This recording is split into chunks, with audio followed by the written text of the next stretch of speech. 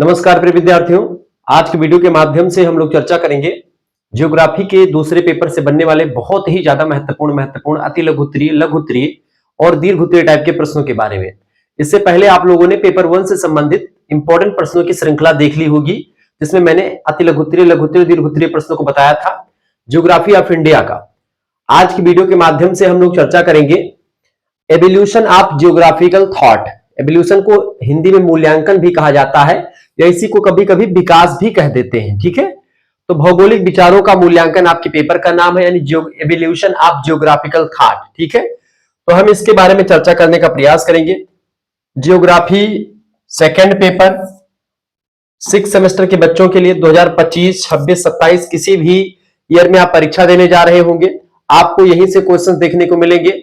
बहुत ही बारीकी के साथ और तीव्र गति से हम चीजों को आपको समझाने का प्रयास करेंगे, तो घबराने की आपको बिल्कुल जरूरत नहीं है। ठीक है, बेहतर अंदाज में आपको चीजों को समझना पड़ेगा। चलिए जानने का प्रयास करते हैं आखिरकार वो कौन कौन से क्वेश्चंस हैं जिनको लेकर के मैं इतने कॉन्फिडेंस से आपके समक्ष आकर के बोल पा रहा हूं। देखिए, पहला क्वेश्चन आपकी स्क्रीन पर आ चुका है। सभी लोग प्लीज वीडियो को शेयर कर दीजिएगा और जो पहली बार हमारे चैनल पर आए हैं लाइक कर दीजिएगा वीडियो को और चैनल को सब्सक्राइब कर दीजिएगा ताकि जो है आपको नोटिफिकेशन मिलता रहे। अब मात्र ये मत सोचिएगा कि भाई अब हमारा काम क्या है, 6 सेमेस्टर का पेपर हो जाएगा, उसके बाद में शुक्ला सर जी का क्या काम है। बहुत काम लगेगा बेटा, आगे चल करके आपको क्या करना है, क्या नहीं करना है, बीएड करना है, एमए करना है, तो उससे रिलेटेड तमाम प्रकार की जानकारी भी चैनल पर दी जाती रहती है। तो आप हमसे हमेशा के लिए जुड़ सकते हैं, ऐसी बात नहीं है। ठीक है, आप बेहतर अंदाज में चीजें समझ सकते हैं हमारे साथ जुड़ करके। चलिए, पहला प्रश्न है, वैज्ञानिक तथा क्रमबद्ध भूगोल पर टिप्पणी कीजिए। वैज्ञानिक भूगोल और क्रमबद्ध भूगोल क्या होता है? देखिए, बेसिकली विज्ञान की परिभाषा क्या होती है, विज्ञान किसे कहते हैं, किसी विषय वस्तु को विज्ञान कब कहा जाता है। आप अगर इसको ना जानते हो तो मैं आपको बता दूं। देखिए, वैसे आपको बताने के लिए ही मैं प्रस्तुत हुआ हूं। सुसंगठित, सुव्यवस्थित एवं क्रमबद्ध ज्ञान को विज्ञान कहा जाता है। ठीक है, और चूंकि जब हम वैज्ञानिक भूगोल की बात कर रहे हैं और क्रमबद्ध भूगोल जो होगा वो अपने आप में ही विज्ञान होगा, क्योंकि जो भी चीजें क्रमबद्ध होती हैं, सुव्यवस्थित होती हैं, वो चीजें क्या होती हैं, अपने आप में विज्ञान होती हैं। यानी विज्ञान हर एक चीज को एक सिस्टम से देखता है, एक तर्क के साथ देखता है। ठीक है, वही चीज तो समझते हैं भैया। पहले समझते हैं वैज्ञानिक भूगोल का हुए। साइंटिफिक जियोग्राफी, आपको बता दूं कि अगर आप देखिए सभी विश्वविद्यालयों के लिए लेक्चर इंपॉर्टेंट है, जैसे कि आप अगर राम मनोहर लोहिया अवध यूनिवर्सिटी का पेपर देने जा रहे हैं, वीर बहादुर सिंह पूर्वांचल यूनिवर्सिटी, महात्मा गांधी काशी विद्यापीठ, ठीक है, CCSU चौधरी चरण सिंह मेरठ विश्वविद्यालय, ठीक है, JNCU जनरल चंद्रशेखर बलिया विश्वविद्यालय, MSDU यानी कि आपका महाराजा सुहेलदेव आजमगढ़ विश्वविद्यालय, ये सारी परीक्षाएं अपनी क्या करवाते हैं, लिखित करवाते हैं। रज्जू भैया स्टेट यूनिवर्सिटी में से पेपर हो चुका है। ठीक है, रज्जू भैया स्टेट यूनिवर्सिटी कहां पर है, इलाहाबाद में है, प्रयागराज में। ठीक है, इन सभी के ये सब अपने यूनिवर्सिटी ऐसी यूनिवर्सिटीज हैं सब जी जो अपना पेपर क्या करवाती हैं, अपना पेपर ऑब्जेक्टिव लिखित करवाती हैं। ठीक है, इसके अलावा ऑब्जेक्टिव वालों के लिए ऑलरेडी व्यवस्था, जैसे क्या ऑब्जेक्टिव होता है कि विश्वविद्यालयों के DDU हो गया, सिद्धार्थ यूनिवर्सिटी कपिलवस्तु हो गया, बुंदेलखंड यूनिवर्सिटी झांसी हो गया। ठीक है, इसके अलावा MJPRU महाराजा ज्योतिबा फूले जो है रोहिलखंड यूनिवर्सिटी। ठीक है, इसके अलावा आपका MSU मां शाकुंभरी यूनिवर्सिटी, इसके अलावा आपका और भी जैसे राजा महेंद्र प्रताप सिंह स्टेट यूनिवर्सिटी। ठीक है, ऐसे ही आपका और भी तमाम प्रकार के विश्वविद्यालय, doctor Bhimrao Ambedkar Agra university DW। ठीक है, तो इन सभी के लिए लेक्चर बहुत ही महत्वपूर्ण होगा, क्योंकि इन सभी का लखनऊ विश्वविद्यालय, इन सभी की परीक्षाएं ऑब्जेक्टिव होती हैं। ऑब्जेक्टिव वालों के लिए वो भी मॉडल पेपर मैं दे चुका हूं। ठीक है, तो आपकी परीक्षा ऑब्जेक्टिव हो चाहे लिखित हो। इसके अलावा और भी कई विश्वविद्यालय जो ऑब्जेक्टिव करवाते हैं, जो बच रहे हो तो उनका नाम आप इंक्लूड कर लीजिएगा। नेशनल एजुकेशन पॉलिसी के तहत जिनका पेपर होता है, तो अगर आप इन सभी विश्वविद्यालय से हैं, किसी भी विश्वविद्यालय से, तो आप हमारे साथ जुड़ सकते हैं। इसमें किसी प्रकार की दो राय नहीं है, आपके लिए पूरी व्यवस्था मिलती रहती है। चलिए, तो ये लेक्चर जो होगा सभी विश्वविद्यालयों के लिए होगा, क्योंकि इन सभी विश्वविद्यालयों का सिलेबस जो है सेम ही है, यही है। ठीक है, चलिए 6 सेमेस्टर में बाकी सारे विश्वविद्यालयों का सिलेबस यही होता है अधिकतर, जहां पर नेशनल एजुकेशन पॉलिसी फॉलो होती है। चलिए, तो वैज्ञानिक भूगोल 18वीं सदी में रीनहॉल्ड फास्टर तथा जॉर्ज फास्टर ने वैज्ञानिक ढंग से पृथ्वी के विभिन्न भागों में के भौगोलिक तथ्यों यानी कि जियोग्राफिकल जो फैक्ट है उनके परीक्षण किए। परीक्षण माने उनका प्रयोग किया, परीक्षण किया। उन्होंने तथ्यों को एकत्र किया, तथ्य माने जानकारी इकट्ठा की, ठीक है। उनकी तुलना की, जानकारियों की तुलना की परस्पर, यानी इस किसी क्षेत्र में क्या जानकारी मिली, उसी मुद्दे पर किसी दूसरे क्षेत्र में हमने अध्ययन किया तो उन दोनों के बीच में तुलना करी, ठीक है। वर्गीकरण किया उनका, इस वर्गीकरण में तथ्यों का समानवीकरण भी किया। समानवीकरण मतलब तथ्यों को सिद्धांत के रूप में सिद्ध किया। उनकी कारणात्मक व्याख्याएं भी लिखी। कारणात्मक मतलब कि कोई भी चीजें क्यों हो रही हैं उसका कारण भी लिखा, क्यों हो रही हैं, क्यों होंगी, आगे कैसे होंगी, सभी को व्यवस्थित क्रम में लिखा। उन्होंने भौगोलिक सामग्री का क्या किया, वैज्ञानिक विवेचन भी किया। किसने, फास्टर और फास्टर ने, यानी कि रीनहाल्ड फास्टर और जॉर्ज फास्टर ने। इस प्रकार रीनहाल्ड फास्टर प्रथम विधि तंत्रीय भूगोल वेत्ता था। विधि तंत्रीय मतलब कि एक सिस्टम से, एक वे में, कानूनन तौर पर अगर देखें तो एक भूगोल वेत्ता कहा जा सकता है रीनहाल्ड फास्टर को। जॉर्ज फास्टर ने उसका अनुसरण किया था। अनुसरण माने होता उसी के पद चिन्हों पर आगे बढ़े थे।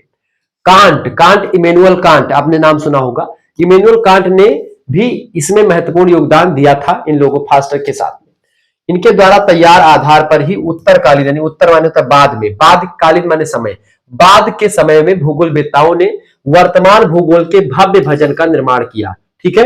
यानी एक जबरदस्त भूगोल का निर्माण जो है इन्हीं के एक प्रकार से धारा पर चला। इसी को वैज्ञानिक भूगोल कहा जाता है, जिसमें तथ्यों का विश्लेषण, वर्गीकरण, तुलनात्मक अध्ययन करके उनका सामान्यीकरण, उनको सिद्धांत के रूप में परिवर्तित कर दिया गया हो, जिनका परीक्षण भी किया जा सकता हो, जिनके कारण और कारण की व्याख्या भी की जा सकती हो, ऐसे सिद्धांतों को दिया जो कि वैज्ञानिक है। अब देखो समझो भैया, अगला भूगोल का क्रमबद्ध भूगोल का हुआ है। देखो बाबू, लाइक कहीं तो मजा ना ही आवत, ऐसे अगर पढ़ा कर वो खाली वीडियो देख के निकल जाओ तो मजा नहीं आएगा। तो प्लीज वीडियो को लाइक करें। अगर इतनी मेहनत के साथ में पढ़ाने आ रहा हूं, हमारे रिश्तेदारी में आज जो है शायद शादी भी है, ठीक है, लेकिन मुझे जाना भी है, लेकिन मैं पढ़ाने आ गया हूं, ठीक है, और इसके बाद में मुझे तुरंत निकलना भी है। तो आप समझो कि मैं जो है, लोग मुझसे गुस्सा हो जाते हैं कि भाई आप आते ही नहीं है, क्या किया जाए, व्यस्तता इतनी रहती, लेकिन अब जाना पड़ेगा क्योंकि आपको पढ़ाने के बाद में वही निकलना है, ठीक है, थोड़ी दूर से। तो क्रमबद्ध भूगोल की अगर बात की जाए, क्या है, सिस्टमैटिक जियोग्राफी। देखिए, रीनहाल्ड फास्टर, जॉर्ज फास्टर और इमैनुअल कांट ने क्रमबद्ध भूगोल में काफी योगदान दिया। क्योंकि वैज्ञानिक भूगोल जो होता है वो क्रमबद्ध भूगोल के हिसाब से ही चलता है। क्रमबद्ध भूगोल अगर कोई चीज हो जाएगा, क्रम से हो जाएगा, तो वही वैज्ञानिकता प्राप्त कर लेता है। परंतु क्रमबद्ध भूगोल का सबसे महान भूगोलवेत्ता अगर किसी को मानते हैं तो अलेक्जेंडर वान हम्बोल्ट को माना जाता है। किसको, वान हम्बोल्ट को। अलेक्जेंडर वान हम्बोल्ट पूरा नाम था। वस्तुतः वर्तमान भूगोल का संस्थापक और प्रवर्तक भी वान हम्बोल्ट को स्वीकार किया जाता है। उनकी प्रसिद्ध पुस्तक का नाम है कॉसमॉस। कॉसमॉस पुस्तक का, कॉसमॉस माने क्या होता है, कॉसमॉस माने होता है ब्रह्मांड, सकल संसार, जितना ब्रह्मांड है, तारा नक्षत्र, जो जितना सब कुछ है सिस्टम, वो सब कॉसमॉस में आता है। ब्रह्मांड नाम की पुस्तक है। संसार, तो कॉसमॉस माने ब्रह्मांड, तो कॉसमॉस में क्रमबद्ध भूगोल है। हम्बोल्ट ने 2 ग्रंथ लिखे, एक तो मध्य एशिया फ्रांसीसी भाषा में प्रकाशित कराए, और एक प्रकार से मध्य एशिया, और एक कॉसमॉस। ये 2 पुस्तकें इनकी बड़ी फेमस हुई। तो कॉसमॉस जो ये है, क्या नाम है, कॉसमॉस पुस्तक जो है उसके लेखक है अलेक्जेंडर वान हम्बोल्ट। इन्होंने क्रमबद्ध भूगोल में काफी योगदान दिया है।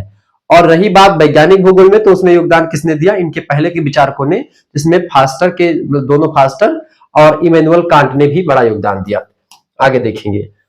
यही सब चीजें पढ़ना है। आप वीडियो को 2 बार कम से कम देख लीजिएगा, ठीक है, और आप परीक्षा देने जाइएगा, इससे बाहर कुछ नहीं आएगा। चले अगला प्रश्न, रिटर कॉल रिटर के मुख्य भौगोलिक कार्य बताइए। कॉल रिटर इनका पूरा नाम है। रिटर ने अपने जीवन काल में कई ग्रंथ लिखे, मानचित्र और बहुत सारे शोध पत्र भी प्रकाशित करवाए, कई संस्थाओं और भूगोल विभागों में अध्यक्षीय भाषण भी दिया, ठीक है। उनकी तमाम रचनाएं हैं जो किस प्रकार है, इनका भौगोलिक कार्य कौन कौन से रिटर के। देखिए, पहली बात तो इसने 1804 ईस्वी में कॉल रिटर ने यूरोप का भौगोलिक, ऐतिहासिक और सांख्यिकीय चित्रण जो है प्रस्तुत किया। इसको अंग्रेजी में कहते हैं Europe a geographical, historical and statistical painting, ठीक है। ये प्रसिद्ध ग्रंथ है इनका, यूरोप का भौगोलिक, ऐतिहासिक और सांख्यिकीय चित्रण, ठीक है, ग्रंथ है। दूसरा इनका प्रकाशन हुआ ग्रंथ का 1806 में यूरोप के 6 मानचित्र प्रकाशित हुए। 1807 ईस्वी में यूरोप के भूगोल का 2य खंड प्रकाशित हुआ, ठीक है। इसके अलावा 1810 ईस्वी में आप देखते हैं नवीन भूगोल यानी कि न्यू जियोग्राफी पुस्तक लिखी, जो जिसका प्रकाशन हो नहीं पाया, नहीं आप प्रकाशित रही ये पुस्तक। इसके साथ ही साथ 1811 ईस्वी में विधि तंत्र पर प्रकाशित कई शोध इनके सामने आए, ठीक है, जो विधि तंत्र पर थे कानून को लेकर के। इसके अलावा 1811 ईस्वी तक, ठीक है, मतलब 1815 ईस्वी में क्या हुआ, काले और कैस्पियन, काला सागर और कैस्पियन सागर के बीच के प्रदेशों का मानव स्थानांतरण सांस्कृतिक और ऐतिहासिक अध्ययन किया, किस तरीके से कैस्पियन सागर काला सागर में मनुष्य का स्थानांतरण हो रहा है। उसके बाद 1817 ईस्वी में 2 साल के बाद में अर्धकुंडे नाम का पुस्तक लिखा। प्रथम खंड अफ्रीका महाद्वीप पर लिखा गया अर्धकुंडे, और दूसरा था 1818 में दूसरा खंड इसका। अर्धकुंडे का द्वितीय खंड है, एशिया महाद्वीप पर पुस्तक लिखी गई। अर्धकुंडे बहुत ही फेमस पुस्तक है। अर्धकुंडे किसकी पुस्तक है बेटा, ये कॉल रिटर की पुस्तक है। ऐसे ही आपकी कॉसमास पुस्तक अलेक्जेंडर वान हम्बोल्ट की जैसी पुस्तक इंपॉर्टेंट है, ऐसे ही ये पुस्तक भी इंपॉर्टेंट है, ठीक है। तो ये पुस्तकें बहुत ही ज्यादा इंपॉर्टेंट है, ये बात आप ध्यान रखेंगे। 1835 ईस्वी में अर्धकुंडे का बृहताकार ग्रंथमाला प्रकाशित हुई, जिसमें कम से कम 20,000 पन्ने या 20,000 पृष्ठ मान सकते हैं। 1859 ईस्वी में इस समय तक अर्धकुंडे में 19 ग्रंथों का प्रकाशन हो चुका। तो अर्धकुंडे जो है एक महान पुस्तक के रूप में, पुस्तक माला के रूप में कह सकते हैं। इसमें तमाम प्रकार की पुस्तकों को लगभग 19 ग्रंथों का प्रकाशन जो है अर्धकुंडे के में एक प्रकार से करवाया, किसने, कॉल रिटर ने, ठीक है। तो कॉल रिटर के ये कुछ योगदान रहे भूगोल में। आगे देखें, टॉलेमी। टॉलेमी की अगर बात करें तो टॉलेमी की खगोलकी में देन बताइए। खगोल शास्त्र में खगोल माने क्या होता है, ब्रह्मांड का अध्ययन, ठीक है, तारों का अध्ययन, इन्हीं सभी का अध्ययन ब्रह्मांड का अध्ययन कहलाता है। तो खगोलकी में इनकी क्या क्या देन नहीं है टॉलेमी की। देखिए, टॉलेमी ने अलेक्जेंड्रिया की वेधशाला में कई महत्वपूर्ण खगोलीय वेद किए तथा नक्षत्रों में उदय अस्त होने, गोधूली, ऋतु आदि का एक कैलेंडर बनाया। किसने, टॉलेमी ने। उन्होंने गोला यंत्र, चक्र यंत्र, चतुर्थांश, ठीक है, फलक यंत्र, तुरीय यंत्र, इन सभी का प्रयोग भी किया पहली बार टॉलेमी ने। उसकी एक पुस्तक ग्रहीय परिकल्पना नाम से प्रकाशित हुई टॉलेमी की, ठीक है। प्लानिटरी हाइपोथेसिस नाम की एक पुस्तक लिखी टॉलेमी ने। उन्होंने हिप्पार्कस नाम के जो सिद्धांत हैं, मतलब से हिप्पार्कस नाम के विद्वान का जो सिद्धांत है, उन सिद्धांतों का अनुसरण किया, यानी उसी को आगे अपनाया और पृथ्वी को ब्रह्मांड के केंद्र में स्थित माना। कहा कि पृथ्वी जो है वो ब्रह्मांड के केंद्र में, और पृथ्वी के जो है चारों तरफ जो है तारे नक्षत्र सब बिखरे हुए हैं। टॉलेमी कहता है जिसके चारों ओर सभी आकाशीय पिंड जो है परिक्रमा करते हैं, पृथ्वी को घूमते हैं। टॉलेमी कहता है कि 1022 नक्षत्रों की सूची बनाई टॉलेमी ने। टॉलेमी के सिद्धांत और विचार लगभग 15वीं शताब्दी तक यूरोपीय देशों में पूर्ण विश्वास के साथ जो है 15वीं शताब्दी तक लोग मानते थे, ठीक है। परंतु बाद की खोजों के क्या हुआ, बाद में तमाम खोजें शुरू हुई और फिर इसका तमाम दोष सामने आया। टॉलेमी का जो था, टॉलेमी की बहुत सारी बातें गलत थी। इन कार्यों का संकलन अरबी भाषा में जो है अल्मागस्ट नाम के ग्रंथ में एक प्रकार से आपको मिल जाएगा टॉलेमी का, जिसने इसने पुस्तक लिखी है। बेसिकली जब तमाम शोध होने लगे तो इसको लोग नकार दिए या इसके विचारों का खंडन हुआ। टॉलेमी का प्रभाव क्या रहा, देखिए टॉलेमी के मानचित्रों के आधार पर कोलंबस ने गोल पृथ्वी पर भारत पहुंचने के लिए पश्चिम और समुद्री यात्रा प्रारंभ करी, पश्चिम की ओर समुद्री यात्रा प्राप्त करी कि भाई भारत हम पहुंचेंगे, क्योंकि पृथ्वी को गोल के हिसाब से चला। यात्रा आरंभ की और अमेरिका एक नई दुनिया की खोज कर डाली कोलंबस ने। उन्होंने हिंद महासागर के दक्षिण में एक महाद्वीप की कल्पना की, जिसे 18वीं शताब्दी में कैप्टन कुक ने खोज निकाला, जो आज अंटार्कटिका महाद्वीप के नाम से जाना जाता है। लगभग 17वीं शताब्दी तक टॉलेमी जो है अस्मागस्तु जियोग्राफिका यानी जियोग्राफिक्स जो है सिनेप्टिक्स तथा मानचित्रों ने भूगोल जगत में पूर्ण जो है सम्मान पाया। लगभग 18वीं शताब्दी तक आप देखते हैं इसके जो है इसने तमाम प्रकार के यंत्र बनाए थे, मानचित्र वगैरह बनाए थे टॉलेमी ने, उसी के आधार पर लोग काम कर रहे थे। 18वीं शताब्दी की खोजों ने यद्यपि उनकी अशुद्धियों को प्रकट किया टॉलेमी की, फिर भी उनका संसार चित्र जो है, इमेज जो उनकी मंडी है, उस समय तक की कृतियों में सबसे ज्यादा महत्वपूर्ण जो रही टॉलेमी की रही है। कई शताब्दियों तक ऐसा ही रहा।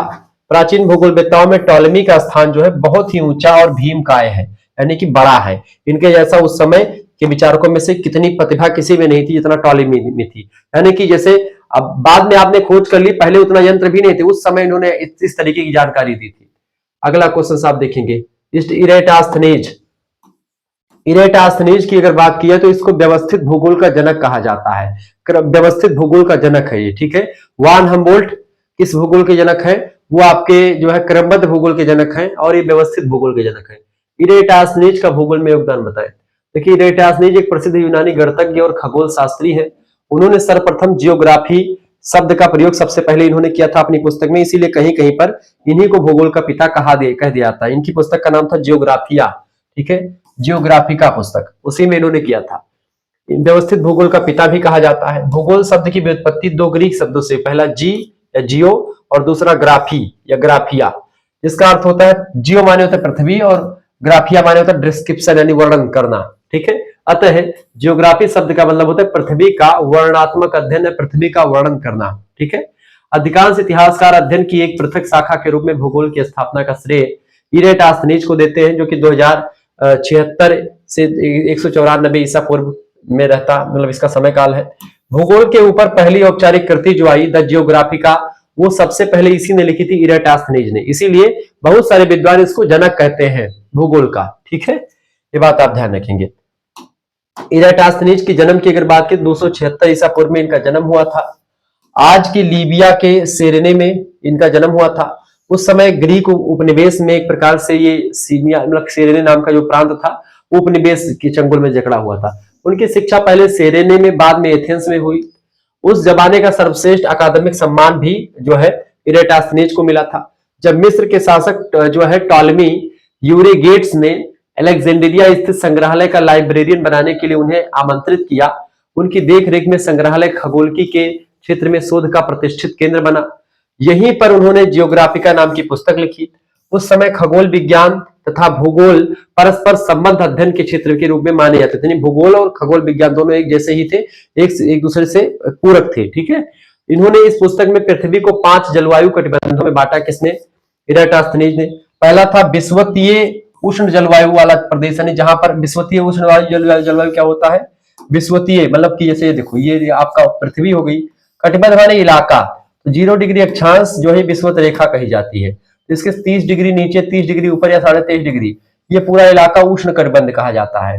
तो यही बताया कि विषुवतीय उष्ण, उष्ण माने होता है गर्म जलवायु वाला प्रदेश। तो यहाँ पर चूंकि सूर्य भगवान हमेशा लंबवत चमकते हैं, खड़े चमकते हैं, इस वजह से यहाँ पर गर्मी बहुत ज्यादा पड़ती है पूरे एरिया में। ठीक है, ये पूरी एरिया बेटा कैसी है? गर्मी वाली एरिया है। ठीक है, अब यहाँ पर ये विषुवतीय उष्ण, विषुवत क्यों कहते हैं? क्योंकि विषुवत रेखा, ये 0 डिग्री अक्षांश को विषुवत रेखा कहते हैं, इसीलिए विषुवत रेखी है। उष्ण क्यों? चूंकि गर्मी पड़ती है, उष्ण जलवायु वाला। दूसरा, इसके उत्तर और दक्षिण स्थित समशीतोष्ण कटिबंध। इसके उत्तर में यानी उत्तर में यहाँ पर समशीतोष्ण यानी कुछ ठंडा एरिया है, यहाँ पर भी कुछ ठंडा एरिया है, तो इसको बांट दिया। ठीक है, तो उत्तर व दक्षिण स्थित दो समशीतोष्ण कटिबंध, तो दो ये हो गए, 2 कटिबंध ये हो गए। ठीक है, ये तो पहला ये हो गया आपका, दूसरा ये, तीसरा ये मान सकते हैं। ठीक है, और इन दोनों समशीतोष्ण कटिबंधों के क्रमशः उत्तर और दक्षिण ध्रुवों तक विस्तृत दो शीत कटिबंध, यानी कि ये वाला कटिबंध अगर देखें बेटा, ये वाला कटिबंध अगर देखें, ये वाला कटिबंध, ये वाला, ठीक है, ये कटिबंध कौन सा कटिबंध है?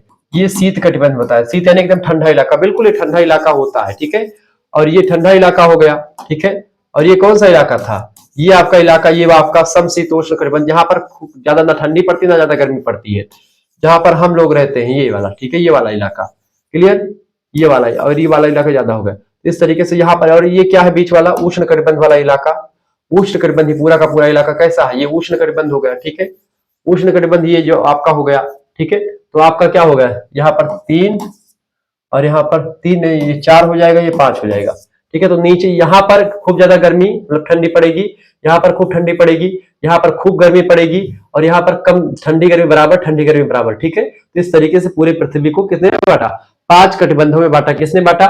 इसने, इरेटास्थनीज ने। ठीक है, समझ में आ गया होगा कटिबंध वटिबंध क्या होता है। बहुत ज्यादा भ्रमित हो जाते हो आप, कटिबंध का हुआ, उष्ण का हुआ है, समशीतोष्ण का हुआ है, शीतोष्ण।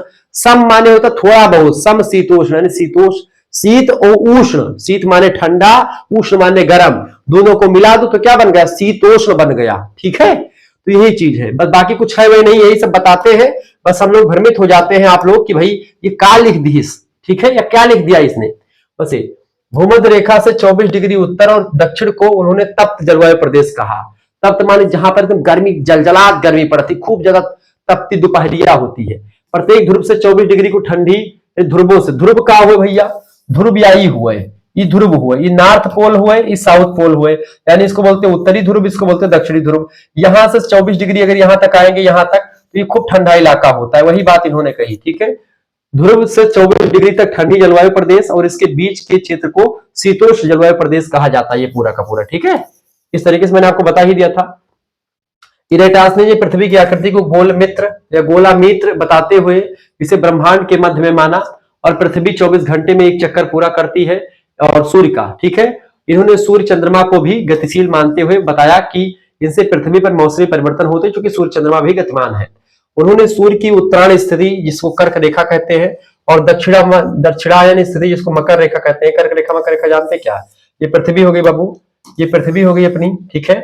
और पृथ्वी पर क्या मान लेते हैं, ये रेखा जो है इसी को बोलते हैं 0 डिग्री अक्षांश से विषुवत रेखा, ठीक है।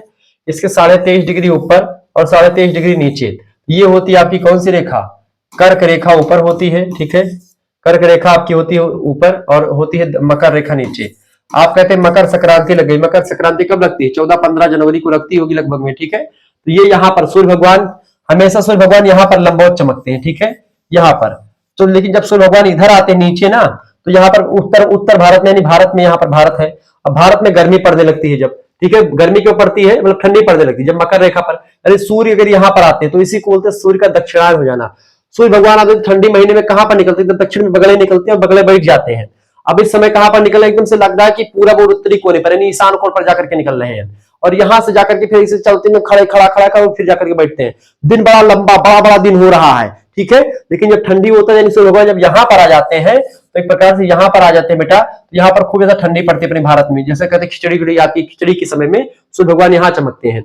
और इस समय सूर्य भगवान कहां पर आ चुके हैं? यहाँ पर आ चुके हैं, यानी सूर्य उत्तरायण है और दक्षिणायन कब होते हैं? जब वो मकर रेखा पर जाते हैं। तो मकर संक्रांति जब यहाँ पर सूर्य आते हैं, कर्क संक्रांति जब यहाँ पर जो है कौन आता है? भगवान सूर्य चमकने लगते हैं। तो इस तरीके से ये चीजें हैं। चलिए, ये चीज बताएंगे तो बड़ा लंबा हो जाएगा। तो भूगोल एक कंसेप्चुअल सब्जेक्ट है। कौन सा सब्जेक्ट है? कंसेप्चुअल, जिसको आपको इसे पकड़ करके दिमाग में इसे बैठा लेना है, याद नहीं करना है, ठीक है। ये बात आप ध्यान रखिए। इराटासनी ने पृथ्वी की आकृति गोल मित्र बताते हुए ब्रह्मांड के मध्य में इसको माना और बताया 24 घंटे में एक चक्कर पूरा करती है। इन्होंने सूर्य चंद्रमा को भी गतिशील मानते हुए कहा कि भाई ये जो है चक्कर लगाते हैं या फिर ये इनकी वजह से मौसमी परिवर्तन होते हैं, ठीक है। सूर्य को क्रांति व्रत के क्रियात्मक निश्चित किया जाता, नक्षत्रों की बहुत लंबी सूची बनाई, तो ये सब चीजें बताई। इराटासनी ने पृथ्वी की परिधि मापने के लिए मिस्र के आसवान क्षेत्र के साइने नामक स्थान पर एक कुआं चुना, जिसमें सूर्य की किरणें नीचे तली तक केवल 20 से 22 जून तक ही पहुंचती थी। इसका अर्थ उन्होंने निकाला कि साइने कर्क रेखा पर स्थित है। मिस्र के भूमि सर्वेक्षण विभाग ने पहले ही साइने और अलेक्जेंड्रिया के बीच की दूरी 5000 स्टेडिया मापी थी। अलेक्जेंड्रिया को साइने ने के ठीक उत्तर मान करके उन्होंने 21 जून को ठीक दोपहर के समय सूर्य का कोण माप लिया कि 21 जून को जो है सबसे बड़ा दिन होता है, जो लंबवत से वृत्त का 50वां भाग यानी लगभग 60 डिग्री 12 डिग्री मतलब 7 अंश 12 डिग्री झुका हुआ था। इस 50वें भाग से अलेक्जेंड्रिया के साइने तक की दूरी अर्थात 5000 स्टेडिया में गुणा करने पर पृथ्वी की परिधि यानी कि लगभग में कितनी मानती? 2,50,000 स्टेडिया इसकी परिधि। पृथ्वी की परिधि माने क्या होता है? पृथ्वी ये है, इसकी पूरी लंबाई जो ये गोलाकार पृथ्वी है, इसकी पूरी लंबाई, इसी को परिधि कहा जाता है। 2 पाई आर, जिसे वृत्त की परिधि 2 पाई आर होता है। लगभग 28,000 मील मालूम हो गई। यह माप लगभग शुद्ध थी, इसमें केवल 14% शुद्धि थी जो उन्होंने बताई थी इराटास्थनीज ने। यानी इसका जो है जो इसने गुणा भाग किया बहुत जबरदस्त किया, इसमें कोई दिक्कत नहीं। इसने पृथ्वी पर एक कुआं खोदा, गड्ढा खोदा कि सूर्य की किरणें उसमें कितने गहरे तक जाती है। क्योंकि सूर्य जब उत्तर दक्षिण होता है तो कभी जब सीधा होगा तो अंदर तक जाएगा गड्ढे में, अगर इधर हो जाएगा तो फिर सूर्य उतना गड्ढे तक नहीं जाएगा। तो वही हिसाब से इसने पूरा माप निकाल डाला। बहुत जबरदस्त विद्वान था ये। इराटास्थनीज ने उस समय ज्ञात पृथ्वी के विभिन्न क्षेत्रों को दर्शाने के लिए पृथ्वी का मानचित्र बनाया। इस मानचित्र में 80% अक्षांश और 80% मतलब कि 80 डिग्री अक्षांश और 8 डिग्री देशांतर रेखाएं भी इन्होंने दिखाई। इस मानचित्र का विस्तार पूरब से पश्चिम अधिक व उत्तर से दक्षिण कम था।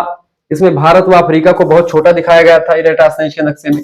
इसमें और भी कई दोष थे, पर तब भी उस समय के हिसाब से यह मानचित्र बहुत ही महत्वपूर्ण था इराटास्थनीज का, ठीक है। तो इराटास्थनीज का योगदान है। परीक्षा में प्रश्न आएगा, ध्यान रखिएगा। दीर्घ के क्वेश्चन है सर। अगला क्वेश्चन आप देखिए। अगला प्रश्न है हमबोल्ट की मुख्य यात्राएं और खोजें बताएं। देखिए, साहसिक अभियानों और खोजों के युग में पल्ले बढ़ने के कारण ही अंतर्मुखी और स्वप्न दृष्टा हमबोल्ट था। ये एक प्रकार से बहुत ज्यादा शुरुआती दौर से ही इन सभी चीजों को देखता आया। हमबोल्ट की रुचि शुरू से ही नई नई जगहों की यात्राएं करने में लगी रही। जॉर्ज फ्रास्टर के साथ इन्होंने पश्चिमी यूरोप की यात्राएं भी की थी हमबोल्ट ने, जो क्रमबद्ध भूगोल मैंने आपको बताया उसके जनक हैं ये, क्रमबद्ध भूगोल की, ठीक है। एक पुस्तक का नाम मैंने बताया था आपको, कॉस्मॉस, इसी की है, ठीक है। पश्चिमी यूरोप की यात्रा की, जिसकी भौगोलिक प्रेक्षण जो है कि विधि और दृष्टि भूमियों के वैज्ञानिक वर्णन की क्षमता का गहरा प्रभाव हमबोल्ट पर पड़ा था। खनन विभाग की नौकरी त्यागने के बाद में 1798 ईस्वी में जर्मनी के मैट्रिड मैट्रिड अपने दोस्त वनस्पति वैज्ञानिक ए वोल्पलैंड के साथ पहुंचे। रास्ते में उन्होंने कई स्थानों की ऊंचाई यानी समुद्र तल से तापमान और वायु दाब को मापा। स्पेन के पर्वतों को के मापने वाले पहले व्यक्ति हुए ये, ठीक है। तो यानी बड़ा काम इन सभी लोगों ने किया। इसके अलावा स्पेन के उपनिवेशों के भ्रमण के लिए शाही अनुमति लेने के बाद 4 जून 1799 ईस्वी को दक्षिणी अमेरिका के लिए निकल पड़े। काराकस जो एक पर्वत है उसी के आसपास के क्षेत्र वेनेजुएला में इन्होंने कई जीव जंतुओं पेड़ पौधों की नई प्रजातियों के साथ साथ अमेरिकी जो है ओरिनिको नदी के उद्गम मार्ग की खोज भी करी कि जो ओरिनिको नदी है कहां से निकलती है उसकी भी खोज करी, ठीक है। स्थानीय लोगों की मदद से इन्होंने इस नदी की खोज करी थी। फिर उन्होंने दक्षिणी अमेरिका के उत्तरी भागों का पूर्व से पश्चिम तक अध्ययन किया। अमेजन बेसिन जो अमेजन नदी है उससे लेकर के जो इंडीज अमेजन का जो जंगल है वहां से अमेजन नदी है, अमेजन नदी से इंडीज पर्वतमाला है, ठीक है, उनके पर्वत शिखर के तक अध्ययन किया। लानोस के घास के मैदान और अमेजन के घने और उष्ण वनों से गुजरते हुए क्यूबा द्वीप जो है वहां तक का भ्रमण किया। क्यूबा की अर्थव्यवस्था और समाज का अध्ययन करने के बाद वे कोलंबिया के कार्टिजेना भी गए, यानी अफ्रीका महाद्वीप भी नहीं छोड़ा, वहां पर भी अध्ययन किया। इन यात्राओं ने उन्होंने षटकोण का आविष्कार किया, दूरबीन का आविष्कार, साइनोमीटर, बैरोमीटर, तमाम वैज्ञानिक उपकरणों की मदद से विभिन्न स्थानों को क्रमबद्ध रूप से रेखांश और अक्षांश यानी कि रेखांश अक्षांश मतलब की जो है अल्टीट्यूड एटीट्यूड मतलब की जो है लॉन्गिट्यूड लेटीट्यूड, ठीक है, अल्टीट्यूड, तमाम प्रकार की जो रेखाएं हैं पृथ्वी की उन सभी को देख करके तापमान को माप करके रिकॉर्ड किया। मतलब हर एक रेखाओं का, हर एक अक्षांश का, देशांतर का, कहां पर कितना डिग्री अक्षांश रेखा, यह सब क्या है पूरी जानकारी इन्होंने जो है अपने ग्रंथ में की, ठीक है। अगला क्वेश्चन आपके स्क्रीन पर आ चुका है, भूगोल में द्वैतवाद से क्या आशय है, बताएं, फटाफट से आप बताने का प्रयास करेंगे। भूगोल में द्वैतवाद क्या होता है बाबू? देखिए, द्वैतवाद माने तो दो विचारधारा, जैसे भूगोल क्या है, भूगोल देखते दो भागों में इसको बांटते, पहले भी ये पढ़ते हैं, तो एक मानव भूगोल, एक भौतिक भूगोल, तो ये भी द्वैतवाद है। एक क्रमबद्ध भूगोल, एक प्रादेशिक भूगोल, ये भी द्वैतवाद है। तो भूगोल में यही सब द्वैतवाद है, दो विचारधारा में बांट करके पढ़ना, ठीक है। चलिए, भूगोल में द्वैतवाद से क्या आशय है? देखिए, भूगोल में द्वैतवाद हेडिंग डालेंगे, लिखेंगे, भूगोल इतिहास के दौरान अपने विधि तंत्र में द्वैतवाद की समस्या से ग्रसित बना रहा। इस विषय के क्षेत्र सीमा निर्धारण में और इसकी अध्ययन विधि में द्विभागी विचार बने रहे, अभी भी बने हुए हैं। जैसे व्यवस्थित बनाम प्रादेशिक भूगोल, एक होता है व्यवस्थित भूगोल, एक होता है प्रादेशिक भूगोल, ठीक है। Regional geography and systematical geography, प्राकृतिक भूगोल बनाम मानव भूगोल, नीतिवादी बनाम संभववादी भूगोल, ये सब द्वैतवादी भूगोल केवल भूगोल ही नहीं या ज्ञान के अन्य शाखाओं में मौजूद है, परंतु उसकी मात्रा भिन्न भिन्न है।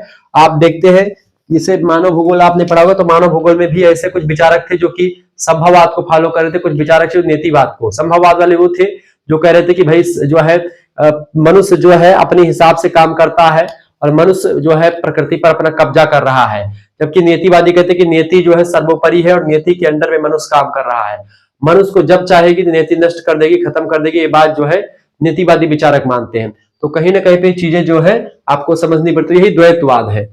यूनानी, रोमन, अरब भूगोलवेत्ताओं के लेखों में भी आपको द्वैतवाद की धुंधली झलक दिखाई पड़ेगी। हेरोडोटस जो इतिहास का पिता है, उसने जनजातियों के विवरण के साथ साथ उनकी प्राकृतिक परिस्थितियों का भी उल्लेख किया। स्ट्रेबो का प्रादेशिक विवरण, टॉलेमी का गणितीय भूगोल पर ध्यान भी ऐसे विवरण है जो कि द्वैतवादी विचारधारा से प्रेरित है। हिप्पोक्रेटस, अरस्तु, जिनोफोन, आर्यभट्ट, अलमसूदी, इसके अलावा इब्न खल्दून, तमाम विद्वानों ने अनेक लोगों के जनजीवन शैली को प्राकृतिक वातावरण के प्रभावों के द्वारा उनको स्पष्ट बनाया। यूरोप में द्वैतवादी सोच पुनर्जागरण काल के पश्चात उग्र बन गई थी और तभी से भूगोल परस्पर दो अलग अलग शाखाओं में प्रकट होने लगा। हर एक क्षेत्र में आप देखें भूगोल में दो अलग शाखाएं हैं, ठीक है। यही विभक्तिकरण अथवा द्विभागिता तर्कपूर्ण प्रतीत होती है, ठीक है, और इसी वजह से आप देखते हैं भूगोल में द्वैतवाद जो है आज जकड़े हुए हैं। आगे देखते हैं, ये इसी में व्यवस्थित भूगोल बनाम प्रादेशिक भूगोल क्या है, प्रश्न आपसे परीक्षा में पिछली बार आया हुआ था, ये ध्यान रखिएगा। तो भूगोल में व्यवस्थित भूगोल और प्रादेशिक भूगोल की अवधारणा क्या है, स्पष्ट करें। देखें, जियोग्राफी में व्यवस्थित बनाम प्रादेशिक भूगोल का द्विभागीकरण कुछ विद्वानों की राय में तर्क संगत है, यानी कि ये जो विभाजन किया गया है वो सही है। कुछ लोग कहते गलत है, वो इसे उचित ठहराते हैं। भूगोल एक विषय नहीं, अनेक विषय की एक श्रृंखला है। इसकी परिभाषा भी कई आधारों पर भिन्न भिन्न हुई है, कहीं भूदृश्य पर, कहीं स्थानों, क्षेत्रों, अवस्थिति पर, इसकी परिभाषाएं आधारित है।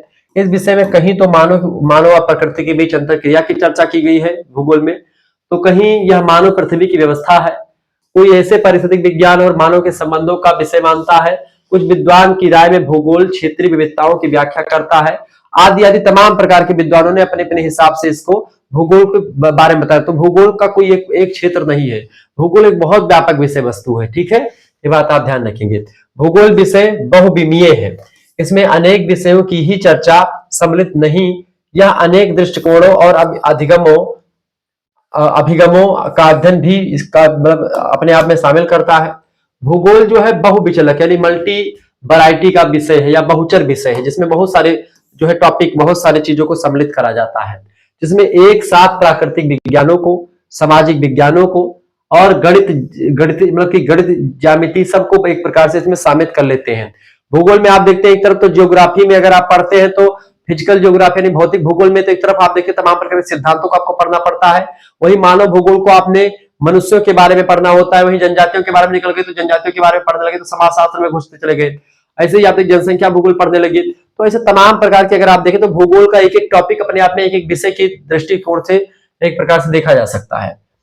इन अनेक विषयों में संयोग भी अनेक रूप में भूगोल बन उठे हैं, परंतु प्रादेशिक भूगोल के अध्ययन करता इस विषय से बहुचर रूप स्वरूप को देख करके अंतर संबंधित बनी ऐसी सभी दृश्य वस्तुओं का को एक ही स्थान पर वर्णन करने में झिझकने लगे हैं। प्रादेशिक विवरण जब पृष्ठभाग में जा पड़ा तो भूगोल 3 अलग अलग शाखाओं में बट गया, जैसे सामान्य भूगोल एक हो गया, एक कंपेज, एक प्रादेशिक, ये 3 भागों में बट गया, और पूर्ण प्रादेशिक भूगोल। कंपेज शब्द जो है डरबेंट व्हिटलसी 1956 के द्वारा प्रयोग में लाया गया था, वह प्रादेशिक भूगोल के अनेक पक्षों को स्पष्ट बनाता है। वातावरण के सभी पक्षों से प्राकृतिक, जैविकीय, सामाजिक को फलित रूप में पृथ्वी पर मानव अधिग्रहण से संबंधित बनाता है, परंतु सामान्य व्यक्ति के लिए आज भी व्यवस्थित प्रादेशिक विवरण ही उपयोगी है। कुल मिलाकर के कहने का मतलब भूगोल जो है अलग अलग शाखाओं से मिलकर के बना है। अगर अध्ययन करने लगे तो आप देखिए जनसंख्या भूगोल, ठीक है, जलवायु भूगोल, ठीक है, इसके अलावा वायुमंडल को वायु भूगोल, जलमंडल को जल भूगोल, ठीक है, ऐसे तमाम प्रकार के भूगोल आप देखते हैं बांट सकते हैं। भौतिक भूगोल कई शाखाओं में, मानव भूगोल कई शाखाओं में, उन शाखाओं की कई उपशाखाएं, तो ऐसे में आप देखते हैं भूगोल में द्वैतवादी परंपरा हमेशा दो बड़ी विचारधाराएं टकराई है भूगोल में हमेशा से, ठीक है। एक बात ध्यान रखेंगे, अगर आपको हमारे साथ जुड़ना है तो आप हमारे साथ जुड़ सकते हैं, पीडीएफ प्राप्त कर सकते हैं इन सभी का। एसएमएस कीजिएगा 9161936062, इस नंबर पर व्हाट्सएप पर एसएमएस कीजिएगा। आपके लिए व्यवस्था कर दी गई है, अपना नाम, ठीक है, अपनी यूनिवर्सिटी का नाम और अपने सब्जेक्ट के नेम लिख करके आपको भेज देना है। आपके पास एक स्कैनर भेजेंगे, उसी पर आपको 100 रुपए फीस जमा कर देनी होगी। उसके बाद में इन सभी चीजों का आपको पीडीएफ मिल जाएगा, वीडियो लेक्चर भी, प्लेलिस्ट की लिंक, सब कुछ आपको मिल जाएगी। क्वेश्चन पेपर वगैरह जो भी होंगे वो आपको मिलते रहेंगे, ठीक है। तो आपका बड़ा फायदा होगा, जिनको भी जुड़ना है वो जुड़ सकते हैं। मात्र 100 रुपए फीस में आपको सभी का पीडीएफ मिल जाएगा 6 सेमेस्टर के बच्चों के लिए। चले आगे देखते हैं, अगला क्वेश्चन आपके स्क्रीन पर आ चुका, फटाफट से आप देखने का प्रयास करेंगे। जैसे ये क्वेश्चन है तो इन सभी की जो पीडीएफ आपको वीडियो में दिख रहा है, ये सब पीडीएफ आपको मिल जाएगा। चले अगला क्वेश्चन, तमाम दोनों सब्जेक्ट का को करिकुलर का भी तमाम lectures, PDF, question paper, solve question paper, आपका communication skill and personality development का पूरा आपको सॉल्व पेपर मिल जाएगा कई विश्वविद्यालयों का। तो इससे आपका फायदा होगा। तो चूंकि आप जा रहे हो अब तो आपको जुड़ जाना चाहिए, और मात्र 100 रुपए फीस है, कोई बहुत बड़ी फीस नहीं रखी गई है आपके लिए। चले प्रश्न आपका स्क्रीन पर आ चुका, भूगोल में कांट, इमैनुअल कांट के ज्ञान और अभिप्राय क्या है, स्पष्ट करें। देखिए ज्ञान के बारे में इमैनुअल कांट के विचार थे कि वह शुद्ध तर्क के अभ्यास के द्वारा अर्जित किया जाता है। ज्ञान जो शुद्ध तर्क के द्वारा अर्जित किया जाता है, अथवा इंद्रिय जन्य, यानी कि इंद्रिय यानी कि आप अपने अनुभूति से आप उसको ग्रहण करें, यानी चाहे आप त्वचा के माध्यम से, चाहे आप आंखों कान जिससे आप देख ले, स्पष्ट देखें, वही चीज सही है। इंद्रिय जन्य बोध 2 प्रकार के होते हैं, एक तो अंतर्बोध होता है यानी अपने अंदर आपको फीलिंग कर ले, और दूसरा होता है बाह्य बोध। ये दोनों सम्मिलित बनकर के विश्व का अनुभविक ज्ञान कराते हैं। व्यक्ति विश्व का बोध बाह्य इंद्रियों के माध्यम से आत्म अनुभूति कर प्राप्त करता है। अतः मानव विज्ञान, नृविज्ञान का अध्ययन मानव के द्वारा आत्म अनुभूति है। अतएव प्राकृतिक भूगोल कांट के अनुसार विश्व की ज्ञान कराने की पहली सीढ़ी मानी है। प्रत्येक व्यक्ति का अनुभव समय व स्थान के संदर्भ में सीमित होता है। यह व्यक्तिगत अनुभव अन्य व्यक्तियों के साथ पूरित किया जाना चाहिए, यानी कि अन्य व्यक्ति के साथ मिलेगा तो ही व्यक्तिगत अनुभव जो होगा वो कंप्लीट होगा। परंतु जो कुछ देखने जाए प्रेक्षण अथवा अवलोकन कर अनुभव किया जाए, उसकी विश्वसनीयता का परीक्षण अवश्य किया जाए। जो भी आप देखें भाई ये हो रहा है, वो क्यों हो रहा है, उसका परीक्षण करें। यह अप्रत्यक्ष अनुभव जिसे दूसरों के साथ संपर्क कर ग्रहण करते हैं 2 प्रकार के होते हैं, एक होता है वर्णनीय और दूसरा होता है विवरणीय, ठीक है, ये बात आप ध्यान रखिए। इतिहास वर्णनीय विषय और भूगोल जो है विवरणीय विषय है। अनुभविक ज्ञान को ही काल व स्थान में वर्गीकरण किया जा सकता है। घटनाओं का स्थान के संदर्भ में अध्ययन भूगोल होता है, और काल के संदर्भ में अगर अध्ययन करेंगे घटनाओं का तो उसी को इतिहास कह देंगे, यानी समय के हिसाब से करेंगे तो वो भूगोल हो जाएगा, और अगर घटनाओं के हिसाब से देखेंगे तो वो उसी घटनाओं को क्या बोलेंगे, भूगोल बोल देंगे। ठीक है, इस विषय में कांट ने जो जोर देकर के कहा कि स्थान व काल के विचार संदर्भ में इतिहास भूगोल से भिन्नता रखता है। एक के बाद दूसरी क्रम में घटित होना काल संदर्भ में घटनाओं का उल्लेख इतिहास होता है। स्थान में एक घटना के पास दूसरी स्थित होना, घटना का उल्लेख करना, ये सब भूगोल के अंतर्गत आता है। यानी कि समय अगर बता दिया जाएगा तो वही इतिहास हो जाएगा, समय नहीं बताया जाता तो वही भूगोल हो जाएगा। इतिहास वर्णनीय भूगोल है जिसमें वर्णन किया जाता है, और भूगोल जो है वो विवरणीय जिसमें विवरण दिया जाता है घटनाओं का। इस तरीके से चीजें आपकी क्लियर हुई। तो इमैनुअल कांट ने इस तरीके से बताया। अगला क्वेश्चन आपकी स्क्रीन पर आ चुका है, फटाफट से आप देखने का प्रयास करेंगे। प्रश्न, प्रकृति की एकता पर रिटर और हम्बोल्ट की एकता पर क्या विचार है। देखिए, प्रकृति की एकता, रिटर और हम्बोल्ट दोनों ने ही प्रकृति की एकता पर जोर दिया है। यद्यपि एक का सोच धार्मिक था तो दूसरे का सोच वैज्ञानिक था। दोनों ही विश्वास व्यक्त करते थे कि शोध का उद्देश्य इसी एकता को स्पष्ट करना होता है, जो कि जो है पृथ्वी की प्रकृति की जो एकता है, जो हम रिसर्च या शोध करते हैं, उसका उद्देश्य क्या है, इसी विविधता को या फिर इसी एकता को जानना। इस दृष्टि से दोनों अपने समय के आदर्शवादी दार्शनिकों के रूप में उभरे। हम्बोल्ट और रिटर दोनों का आदर्शवाद भिन्न कोटि का है।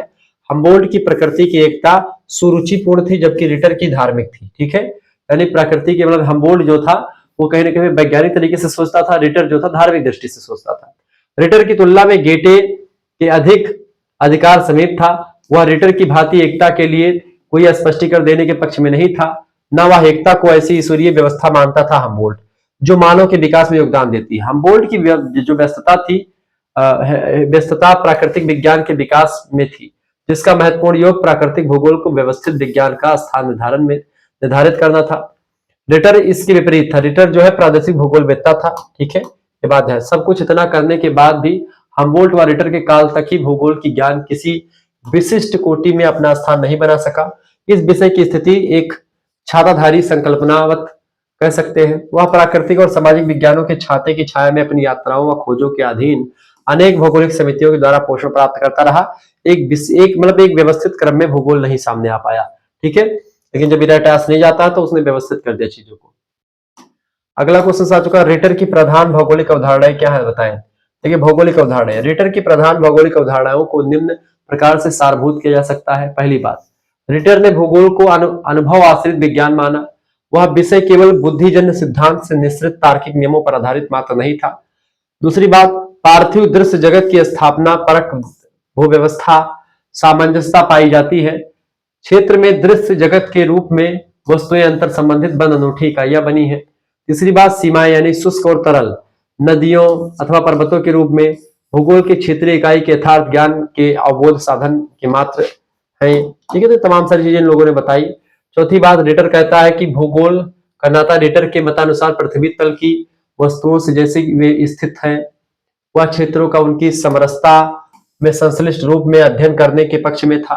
पांचवी बात, रिटर जो था भूगोल में सम्मिलित विषय वस्तु यानी कंटेंट जो या आपका विषय क्षेत्र होता है उस और भूगोल अध्ययन का प्रयोजन समरसता के दृष्टिकोण पर आधारित मानता था।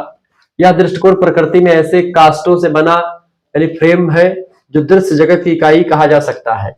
विषय वस्तु का प्रयोग अंततः मानव में समा जाता है।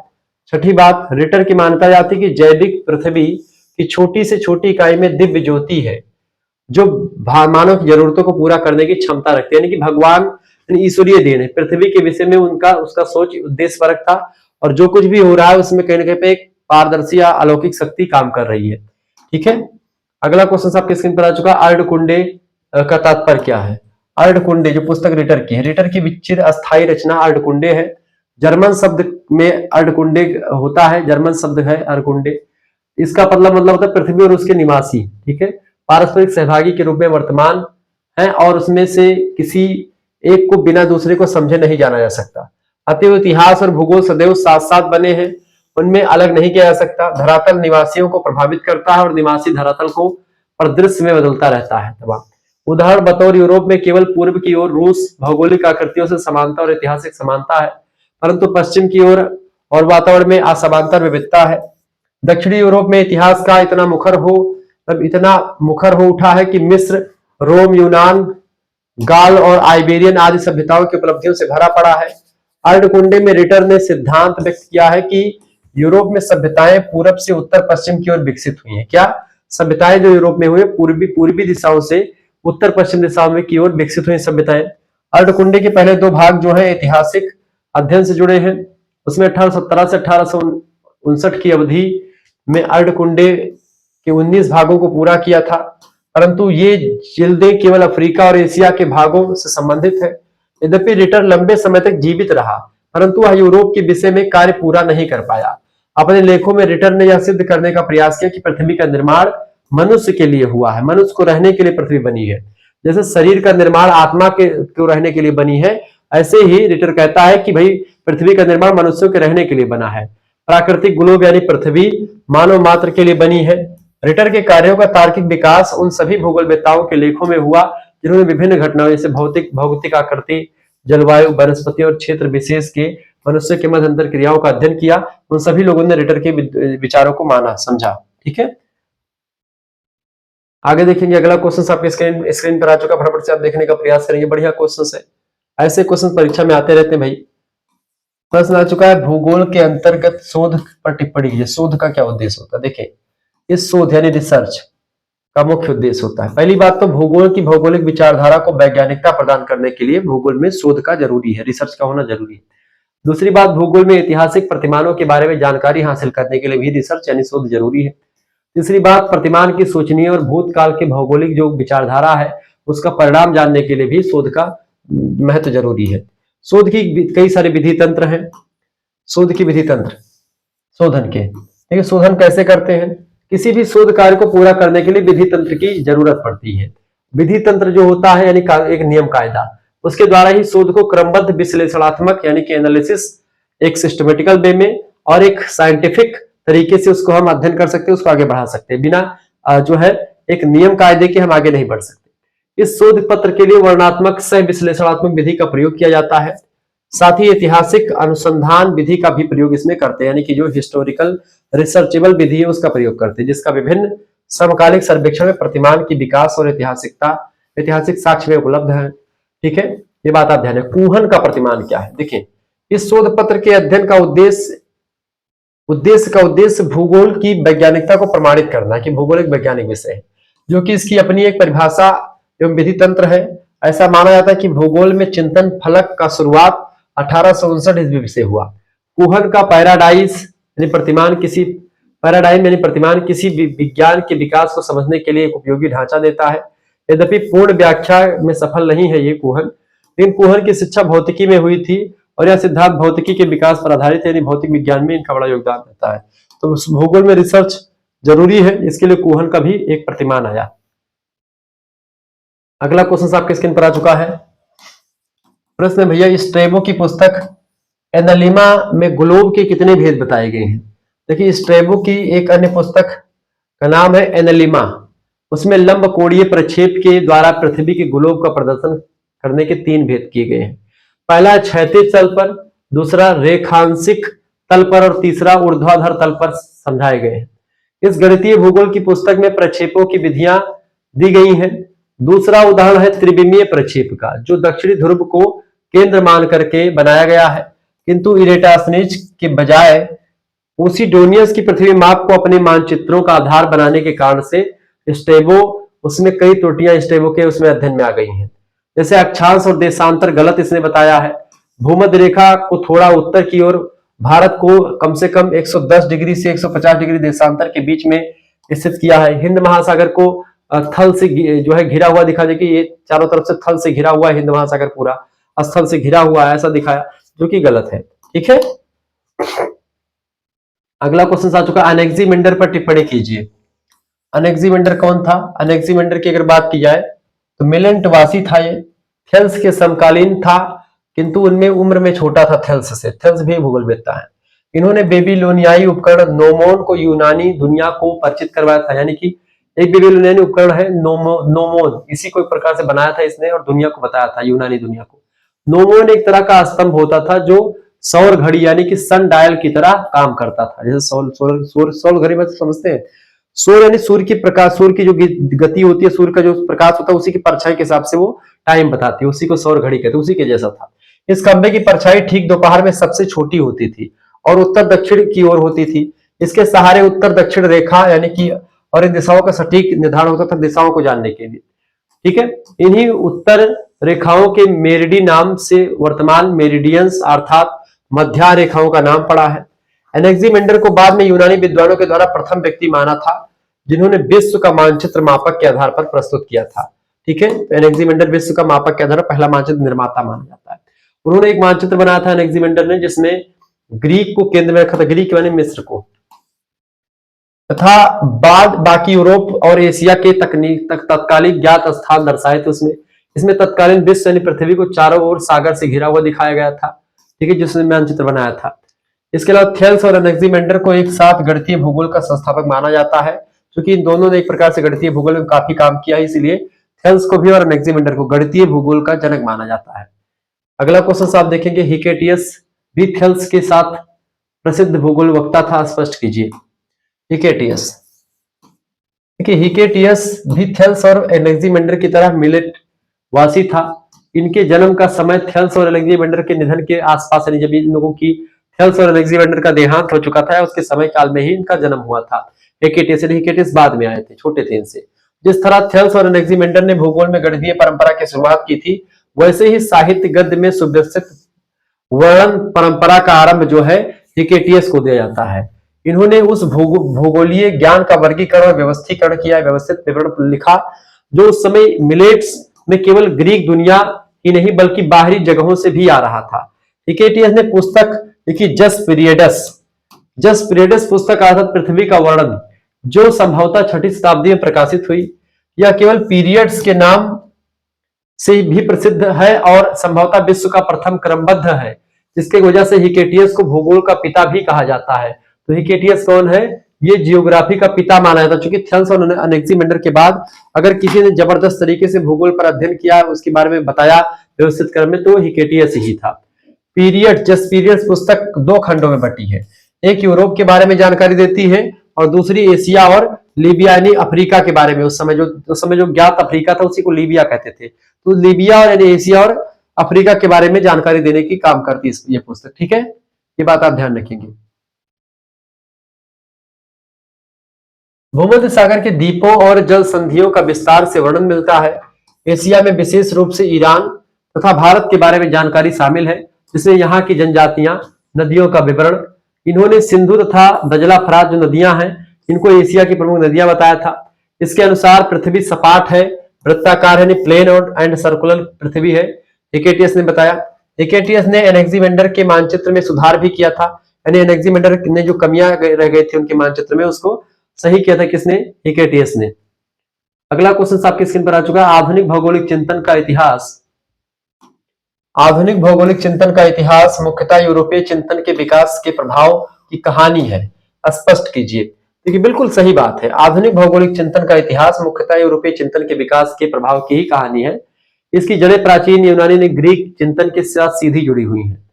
यूनानी भूगोलवेत्ताओं जैसे कि हेरोडोटस, एरिस्टोफेनीज व टोलेमी ने भूगोल के विकास में महत्वपूर्ण योगदान दिया। आपसे पूछेगा किन्हीं 3 जो है यूनानी भूगोलवेत्ताओं के नाम लिखिए, तो पहले का नाम लिख दीजिएगा हेरोडोटस, दूसरा एरिस्टोफेनीज, तीसरा टोलेमी। ठीक है, ध्यान रखेंगे। हेरोडोटस इतिहास के जनक माने जाते हैं। ठीक है, साथ भूगोल के ऐतिहासिक रूप के भी जन्मदाता माने जाते हैं हेरोडोटस। एरिस्टोफेनीज ने जियोग्राफी शब्द को सबसे पहली बार प्रयोग किया, इसकी वजह से इनको व्यवस्थित भूगोल का जनक माना जाता है। टोलेमी ने खगोलिकी और गणितीय भूगोल में महत्वपूर्ण योगदान दिया। तो रोमन भूगोलवेत्ता स्ट्रेबो ने भूगोल की परिभाषा देते हुए प्रादेशिक भूगोल का विकास किया। उन्होंने जनसंख्या अध्ययन, भौतिक भूगोल और जो है भूगोल के विभिन्न पक्षों का वर्णन भी किया।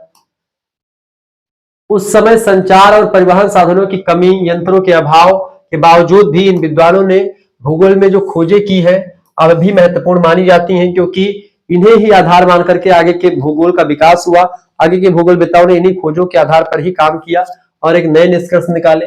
अन्य यूरोपीय देशों के भूगोलवेत्ताओं से भूगोल के विभिन्न पक्षों के अध्ययन और वर्णन में इन यूनानी और रोमन भूगोलवेत्ताओं के ग्रंथों की अच्छी रुचि जागृत हुई। तो ये इस तरीके से इन्होंने एक प्रकार से बड़ा काम किया।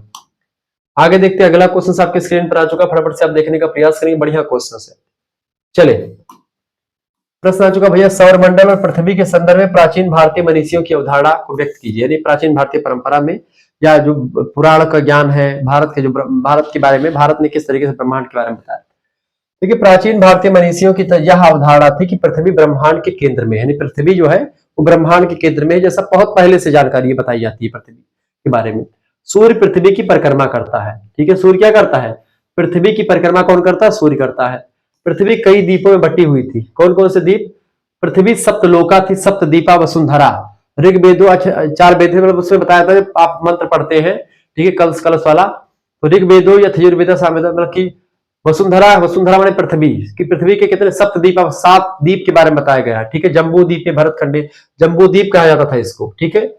पृथ्वी सप्तलोका सप्तद्वीपा कहलाती थी। 7 लोकों के नाम, जैसे एक पहला था भूलोक, दूसरा था ध्रुवलोक, तीसरा स्वर्गलोक, चौथा था महालोक, चौथा फिर जनलोक, फिर तपलोक, फिर सत्यलोक। ये एक प्रकार से 7 लोक थे, ठीक है। ये बात आप, 7 प्राकृतिक लोक एक दूसरे से जुड़े हुए थे, सब एक साथ ही उत्पन्न हुए थे। महान सागर इन सारे ब्रह्मांड को चारों तरफ से घेरे हुए था। पृथ्वी का विस्तार 50 करोड़ योजन था। इसकी ऊंचाई, मेरु पर्वत की ऊंचाई जितनी थी, मेरु पर्वत जो था उसके इतना ऊंचाई थी इसकी, मेरु पर्वत सबसे ऊंचा पर्वत माना जाता था। मेरु के मध्य से प्रत्येक दिशा में 1 करोड़ योजन तक फैली हुई थी पृथ्वी, ठीक है। सारे पृथ्वी मंडल को मेघ जल ने, मेघ जल को उद्गम सागर ने, सागर को अग्नि ने, अग्नि को आकाश ने, आकाश को वायु ने धारण किया हुआ है, घेरे हुए हैं, ठीक है। बिल्कुल, बहुत सारी बातें एकदम सही थी। इस प्रकार पंचभूतों ने सभी तत्वों को परिवर्त कर रखा है, घेर रखा है। पंचभूत कौन, जल क्षिति पावक गगन समीरा, कि जल क्षिति पावक गगन समीरा, पंच तत्व मिल बना शरीरा। गोस्वामी तुलसीदास जी कहते हैं कि 5 तत्वों से मिलकर के शरीर बना है, जल क्षिति पावक गगन और समीर, ठीक है, वायु। तो इस तरीके से सारे पृथ्वी जो था उसमें एक प्रकार से कि सारे पृथ्वी मंडल को किसने घेरा रहा था, मेघ जल ने घेरा हुआ था। किसने बेटा, मेघ जल ने। सारे मेघ जल को किसने घेरा हुआ था, एक मिनट यार, तो सारी पृथ्वी मंडल को मेघ जल ने घेरा था। मेघ जल को उद्गम सागर, जलों का उद्गम का सागर से, सारे जल को सागर ने घेरा है। सागर को अग्नि ने, अग्नि को आकाश ने, आकाश को वायु ने धारण किया। इस तरीके से 5 तत्व जो है मिलकर के है। इस प्रकार पंचभूतों ने सभी तत्वों को परिवृत कर रखा है। सभी भूत जो पंचभूत है, महत है, महान है, और प्रधान से, मतलब की महत प्रधान से परिवृत है। वस्तुतः जिस प्रकार एक बड़े पात्र के भीतर रखे हुए दूसरे पात्र एक दूसरे में समाये हुए होते हैं, ठीक इसी प्रकार से दूसरे से छोटे पड़ते हैं, वैसे ही आकाश तत्व के भीतर पृथ्वी आदि सारे तत्व जो है आकाश के अंदर समाहित हुए हैं। ये बातें जो है भारतीय धर्म ग्रंथों में बताई जाती है। अगला क्वेश्चन है, भारतीय उपमहाद्वीप से क्या तात्पर्य है। देखिए, भारत एक चूंकि छोटा मोटा उपमहाद्वीप है, चूंकि 3 महाद्वीप क्या होता है, ऐसा भूखंड जो चारों तरफ से जल से घिरा होता है उसको महाद्वीप कहते हैं, और जो 3 तरफ से जल से घिरा होता है उसको क्या बोलते हैं, उसको बोलते हैं मतलब उपमहाद्वीप या प्रायद्वीप। 3 तरफ से जो जल से घिरा होता है उसको प्रायद्वीप कहते हैं। लेकिन जब वही प्रायद्वीप थोड़ा बड़ा हो जाता है, विशाल भूखंड, कई संस्कृति, कई सभ्यता, कई देश उसमें शामिल होते हैं, उसी को एक प्रकार से उपमहाद्वीप कह सकते हैं। तो भारत जो है एक उपमहाद्वीप है। क्लियर, कैसे समझे, भारत उपमहाद्वीप से तात्पर्य भारतवर्ष से है, परंतु प्राचीन भारतीय और विदेशी साहित्य में उपमहाद्वीप के लिए अन्य कोई बोधगम्य नाम नहीं सुझाया गया है, लेकिन भारत में बताया गया। वैदिक कार्यों ने पंजाब के मैदानों को सप्त सिंधु प्रदेश नाम दिया, क्योंकि 7 नदियां पर बहती थी। कौन कौन सी, तो 7 नदियों का सप्त सिंधु प्रदेश। आर्य साम्राज्य के अधीन नाम आर्यावर्त इसको रखा गया, क्योंकि आर्य साम्राज्य जहां पर फैला हुआ था। बौधायन व मनु काल में दिए गए थे आर्यावर्त नाम। हिंदू तथा हिंद शब्द से हिंदू के लिए डोरियस और हेरोडोटस ने प्रयोग किया हिंदू शब्द। यह नाम ऊपरी गंगा प्रदेश के सिंध घाटी के लिए प्रयुक्त किया गया था, जिसमें वे परिचित थे। ईसा पूर्व की 4वीं सदी के लगभग कात्यायन व मेगास्थनीज ने सुदूर दक्षिण में पांडव प्रदेश तक पर समस्त देश का विवरण दिया था। महाकाव्यों में भी पांडव राज्य का उल्लेख किया गया है। यह राज्य दक्षिण तथा प्रायद्वीप व द्वीपों पर बंगाल की खाड़ी के पार तक फैला हुआ था। पौराणिक साहित्य में हिमालय से कन्याकुमारी तक का समस्त देश जो है भारतवर्ष का सूचक बताया गया, कन्याकुमारी जो दक्षिण में पड़ता है। भारतवर्ष शब्द में ऐतिहासिक और भौगोलिक विशेषताएं हैं। आर्यों की आधारभूत संकल्पना व्यक्त करती है कि इसमें आधारभूत एकता व्यक्त होती है। इसका उद्गम भारत प्रभु सत्ता संपन्न राजा के नाम से हुआ। इतने ब्राह्मण में भरत द्वारा अपनी विजयों के उपलक्ष्य में आयोजित अश्वमेध यज्ञ का उल्लेख भी मिलता है। एक अन्य विचार भी है, संप्रदाय भारत के नाम को मनु से जोड़ता है, जो भारतवर्ष के लोगों का जन्मदाता व पोषक मनु को बताता है। कुछ पुराणों में भरत राजा ऋषभ देव का पुत्र और नाभि का पौत्र था। इस प्रकार भारतवर्ष के 9 खंड कहे गए। ये 9 खंड समुद्रों के द्वारा अलग थे। 9 खंडों में से 8 खंड को बृहत्तर भारत का अंग बताया गया और 9वां खंड समुद्र से घिरा हुआ था, जैसे उसको लंका मान सकते हैं, कुछ भी। प्राचीन हिंदू संस्कृति में जाति व्यवस्था जनजीवन का प्रधान अंग बनी थी। यह व्यवस्था काम काज पर आधारित थी और इसे धर्म द्वारा स्थापित किया गया था। भारतवर्ष की 4 जातियां थी, ब्राह्मण, क्षत्रिय, वैश्य और शूद्र। ब्राह्मण जो था इस व्यवस्था के सिरमौर थे, जो हिंदू धर्म के पुरोहित यानी पुजारियों की जाति थी। दूसरी श्रेणी क्षत्रियों की थी, जिसमें योद्धा, कृषक और कलाकार वगैरह शामिल थे। तीसरे स्तर पर वैश्य जाति थी, जो व्यापार करते थे। चौथी श्रेणी में शूद्र थे, जो कि सेवा करते थे इन सभी की। ब्राह्मणों से मुखमासीद बाहु राजन्य कृता उरु तदस्वैश्या पदभ्याम शूद्रो जाता। ब्राह्मण मुखमंडल से उत्पन्न हुआ, भुजाओं से क्षत्रिय, जंघों से वैश्य और पैरों से शूद्र की उत्पत्ति मानी जाती है। ये सब चीजें जो है बताई गई। तो ये भारत में इस तमाम प्रकार की नदियों के बारे में, गंगा च यमुना च गोदावरी सरस्वती नर्मदे सिंधु कावेरी जल अस्मिन् साध्यम कुरु, ठीक है। सर्वे समुद्रा सरतस तीर्थानि जलदा नदा, ऐसे तमाम आपको श्लोक मिलते हैं जहां पर नदियों के बारे में, पर्वतों के बारे में जानकारी मिलती है। तमाम पुराणों में मतलब कि महाभारत, रामायण, तमाम सभी जगहों पर भारतीय जो उपखंड है उसके बारे में जानकारी बहुत मिलती है। अगला क्वेश्चन आप देखेंगे, हिकैटियस कौन था? हिकैटियस को भूगोल का पिता कहा जाता है। वह महान राजनीतिक मिलेटस का निवासी था। उसकी गणना अग्रज भूगोलवेताओं में की जाती है। यूनानी गद्य का प्रथम लेखक था। उसकी पुस्तक जेस पीरियडस विश्व का व्यवस्थित वर्णन के नाम से फेमस है। अगला क्वेश्चन आ चुका, प्लेटो का मूल सिद्धांत क्या था? देखिए, एथेंस का निवासी था प्लेटो। विश्व में इसका कई सिद्धांत है प्लेटो का। विश्व में प्रत्येक वस्तु मूलतः सर्व प्रकार पूर्ण और आदर्श स्थिति में स्थित होती है, क्रमशः ह्रास और विरूपण के द्वारा अपूर्ण दिखाई पड़ती है। दूसरी बात, किसी तत्व का वास्तविक स्वरूप निगमनात्मक तर्क के द्वारा समझा जा सकता है, ठीक है। अगला क्वेश्चन, स्ट्रैबो के बारे में बताएं, अथवा प्रादेशिक भूगोल का पिता स्ट्रैबो को क्यों कहा जाता है, तो उसके बारे में कुछ बताएं। देखिए, स्ट्रैबो को प्रादेशिक भूगोल का पिता कहा जाता है क्योंकि उसने प्रदेशों को प्राकृतिक सीमाओं पर प्रस्थापित कर दिया था, जैसे पर्वत, नदियां, पठार आदि। वह पहला व्यक्ति था जिसने भूगोल को क्षेत्र वर्णनी विज्ञान के रूप में घोषित किया था। अगला क्वेश्चन आपके स्क्रीन पर आ चुका है, प्रश्न आ सकता है अति लघु उत्तरीय में। क्वेश्चन आएगा क्या, गणितीय भूगोल में टॉलेमी का क्या योगदान है? तो गणितीय भूगोल की जनक है टॉलेमी। गणितीय भूगोल में टॉलेमी का निजी योगदान अत्यंत प्रशंसनीय है, जो सदियों तक मान्यता प्राप्त करता रहा है।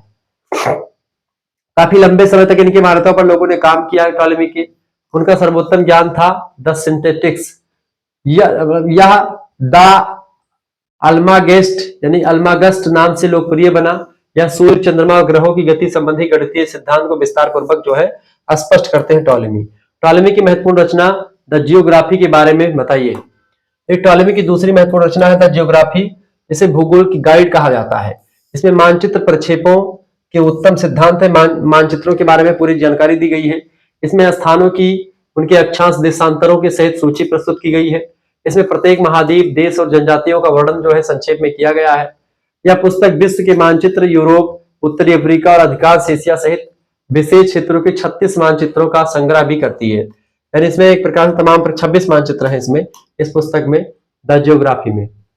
अगला क्वेश्चन आपके स्क्रीन पर आ चुका है, प्रश्न होमर तथा उसकी कृति पर प्रकाश डालिए। बताएं, होमर तथा उसकी कृतियों पर प्रकाश डालिए। देखिए, होमर यूनान का महान लोकप्रिय कवि था। उसकी कृतियों का प्रकाशन इलियड और ओडिसी नाम से हुआ, ठीक है। महाकाव्य है इलियड और ओडिसी, होमर की पुस्तक है। यह महाकाव्य ट्राजन के युद्ध के वर्णन तथा ऐतिहासिक भूगोल की मूल्यवान सूचनाओं व अज्ञात विश्व की जानकारी से क्या है, पूर्ण है। अगला, विश्व मानचित्र को मापक पर तैयार करने की पहल किसने की थी? विश्व मानचित्र को मापक पर तैयार करने की पहल एनेक्सिमेंडर ने की थी। अगला क्वेश्चन आ चुका, पाइथियस की उपलब्धियां बताएं।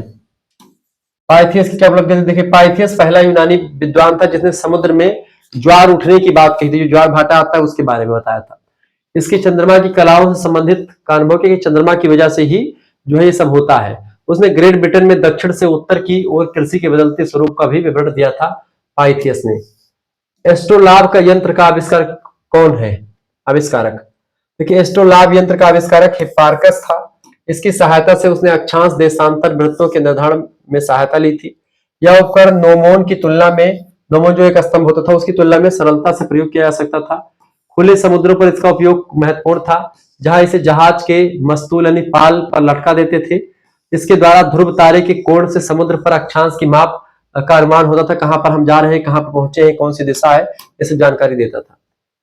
अगला क्वेश्चन आपकी स्क्रीन पर आ चुका। अरब भूगोलवेत्ता इब्न बतूता पर संक्षिप्त टिप्पणी लिखिए।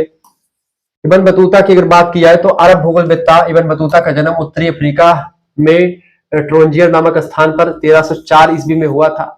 इन्होंने अपनी यात्रा वृत्तांत में अपने अपने देखे क्षेत्रों में नदी, पहाड़, जहां जहां पर टहला घूमा ये, वहां पर नदी देखा, पहाड़ देखा, झील, तो जो भी देखा उसको अपनी पुस्तकों में भौगोलिक चित्रों को लिखा, भौगोलिक तत्वों का विशद विवरण भी किया, जहां पर जो देखा उसके बारे में लिखा। चूंकि एक यात्री था इब्न बतूता, ठीक है। मोरक्को का भी निवासी कहा जाता है इसको। अगला क्वेश्चन है, प्रमुख अरब विद्वानों का खगोलीय गणित में क्या योगदान है, बताएं। देखिए अरब विद्वान खगोलीय गणित में अपने योगदान के लिए विश्व विख्यात है। अल बरूनी ने देशांतर निर्धारित करने की विधि ज्ञात करी थी। स्पेन में स्थित टालोंडो ने अलगरकली ने नक्षत्र सारणी प्रस्तुत करी। इब्न यूनुस ने ब्रह्मांड और सौरमंडल का वर्णन किया। टॉलेमी के मानचित्र को सुधारने में इंद्रीस नाम का एक विद्वान था, उसका भी योगदान रहा। ये सब अरब भूगोलवेत्ता जिन्होंने काम किया भूगोल में। अरब ही नहीं बल्कि अरब, यूनान, मिस्र, ठीक है, सभी के जो भूगोलवेत्ता थे, जर्मन के, अमेरिकन, सारे भूगोलवेत्ता भूगोल के योगदान में काफी महत्वपूर्ण भूमिका निभाते हैं। अगला क्वेश्चन, इब्न बतूता भारत में किसके स्थान, मतलब किसके शासनकाल में आया था? इब्न बतूता जो था मोहम्मद बिन तुगलक के शासनकाल में आया था। मोहम्मद बिन तुगलक वही था पागल सन की तानाशाह। इब्न बतूता खूब पढ़ा लिखा था, अपने समय से पहले की सोचता था। ऐसे ही ये भी था, क्या नाम है इसका, जो इब्न बतूता था ये पढ़ा लिखा था, तो इब्न बतूता से ही बातचीत करता था ये मोहम्मद बिन तुगलक, ठीक है, बाकी लोगों से बात नहीं करता था। तो उसी के दरबार में आया था, तुगलक वंश का शासक था। जहां दरबार में सेवा ग्रहण कर देश में विस्तृत रूप से घूमा था, ये देश में पूरे भारत में भी घूमा, ठीक है, और भी अफ्रीका वगैरह गया, रूस गया।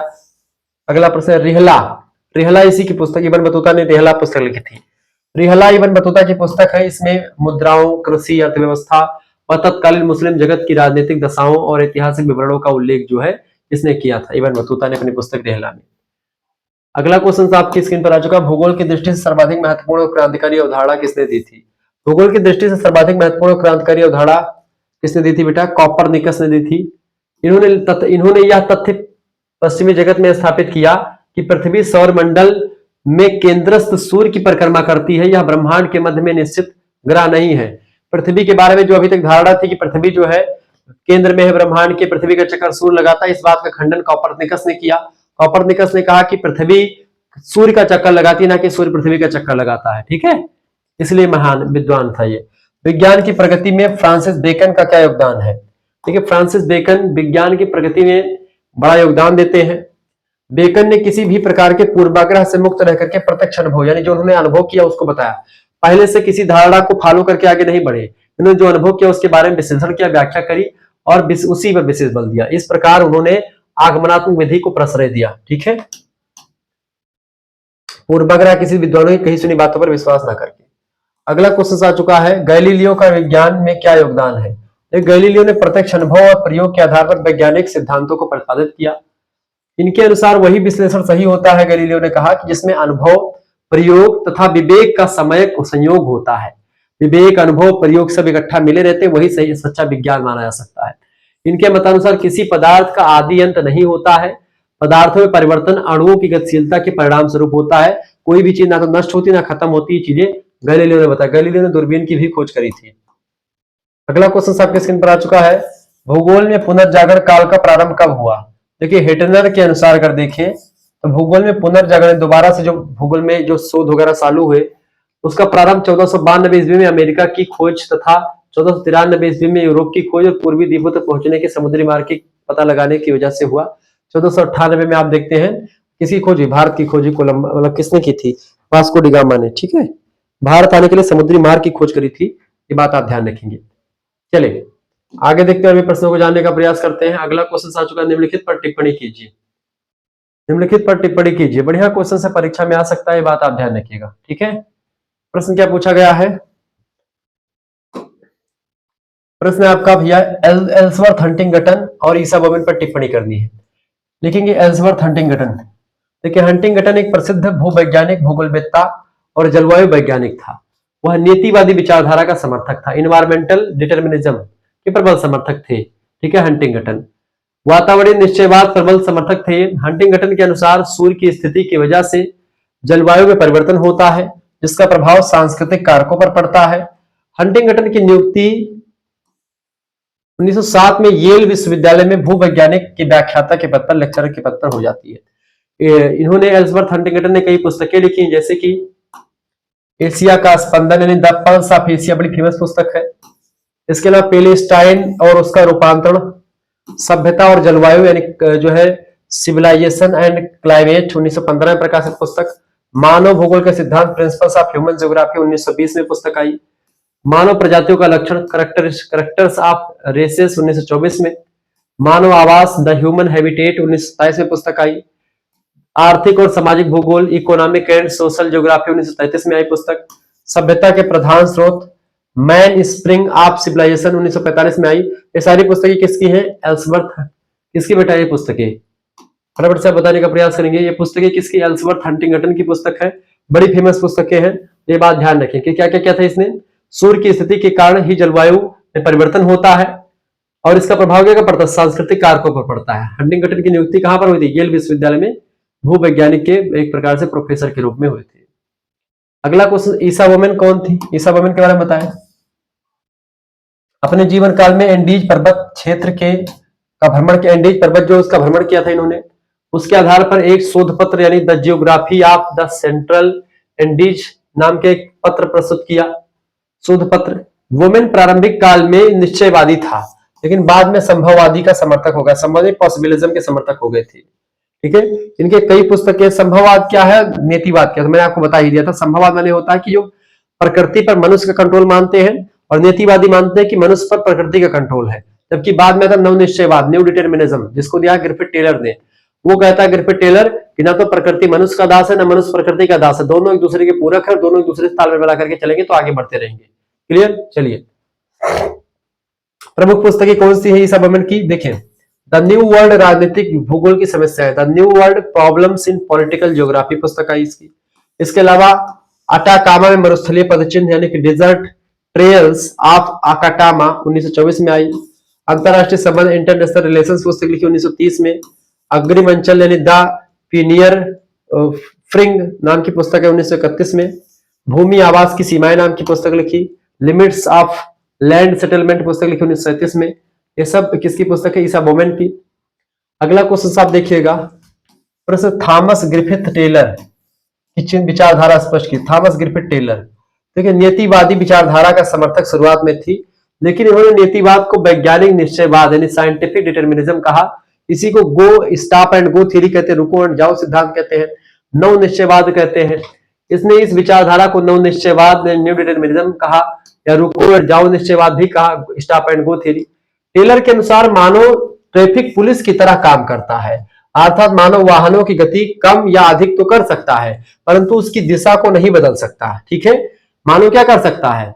मानव वाहनों की गति को कम और अधिक तो कर सकता है पुलिस बन करके, लेकिन उसकी गति को एक प्रकार से कम नहीं कर सकता, गति दूसरे के हाथ में। टेलर ने प्रजातियों के प्रवास से संबंधित विचारधाराएं प्रस्तुत करी। टेलर ने प्रवास कटिबंध सिद्धांत, ठीक है, उसके बारे में बताया।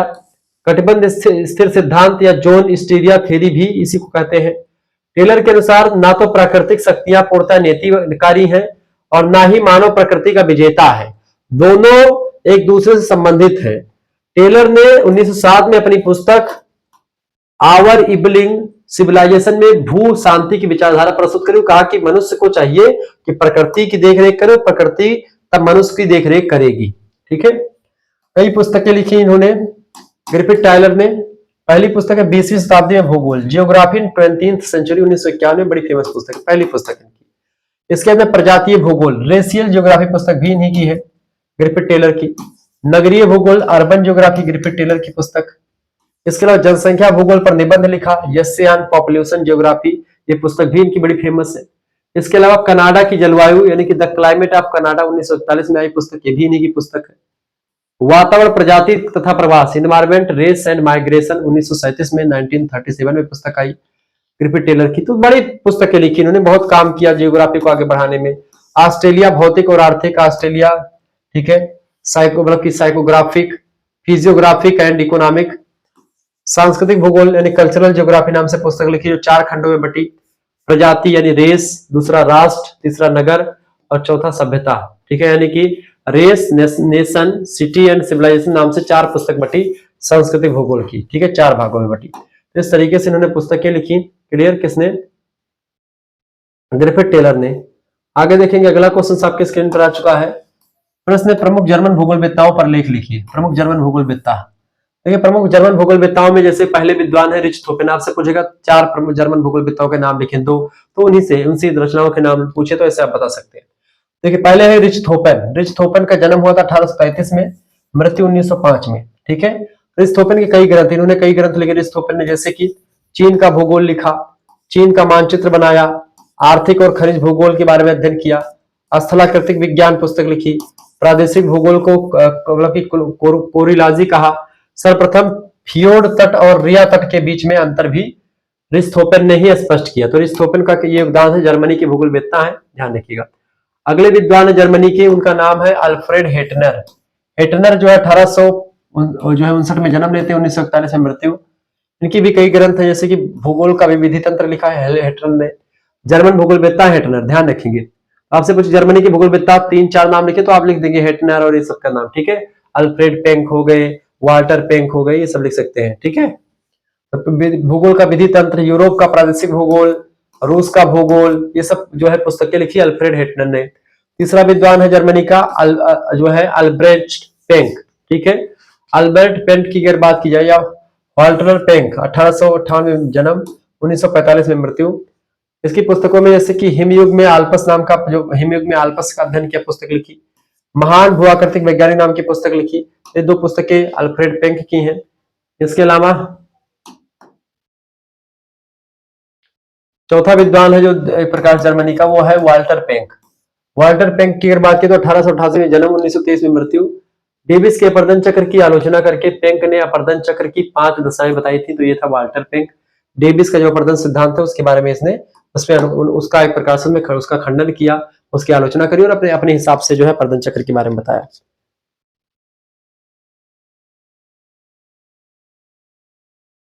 अगला क्वेश्चन आपके स्क्रीन पर आ चुका, फटाफट से आप देखने का प्रयास करेंगे।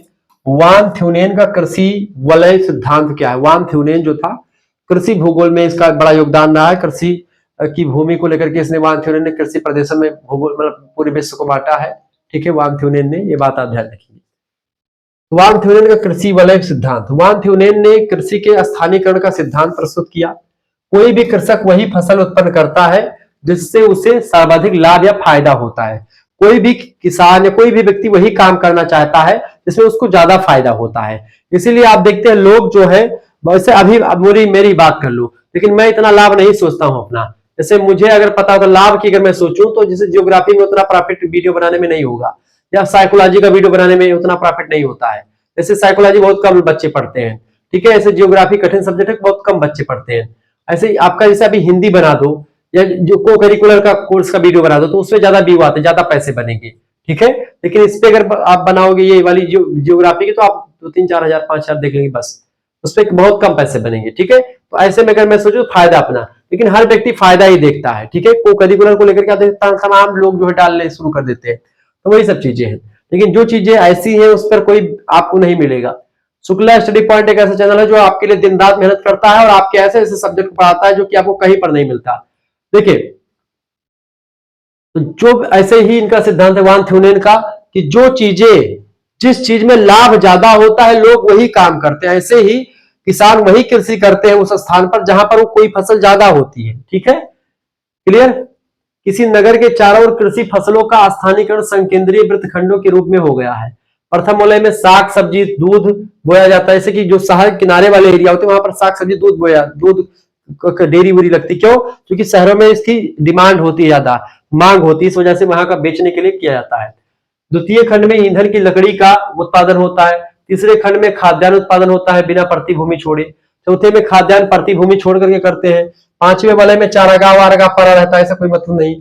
वान थ्योजेन ने परिवहन लागत को बहुत अधिक महत्व दिया और कहा जितना जैसे जितना शरीर को किसको शहर को जितना रिक्वायरमेंट होती है, शहर को जो जो सामान चाहिए वो शहर के आसपास के क्षेत्रों में ही उत्पादित किया जाता है।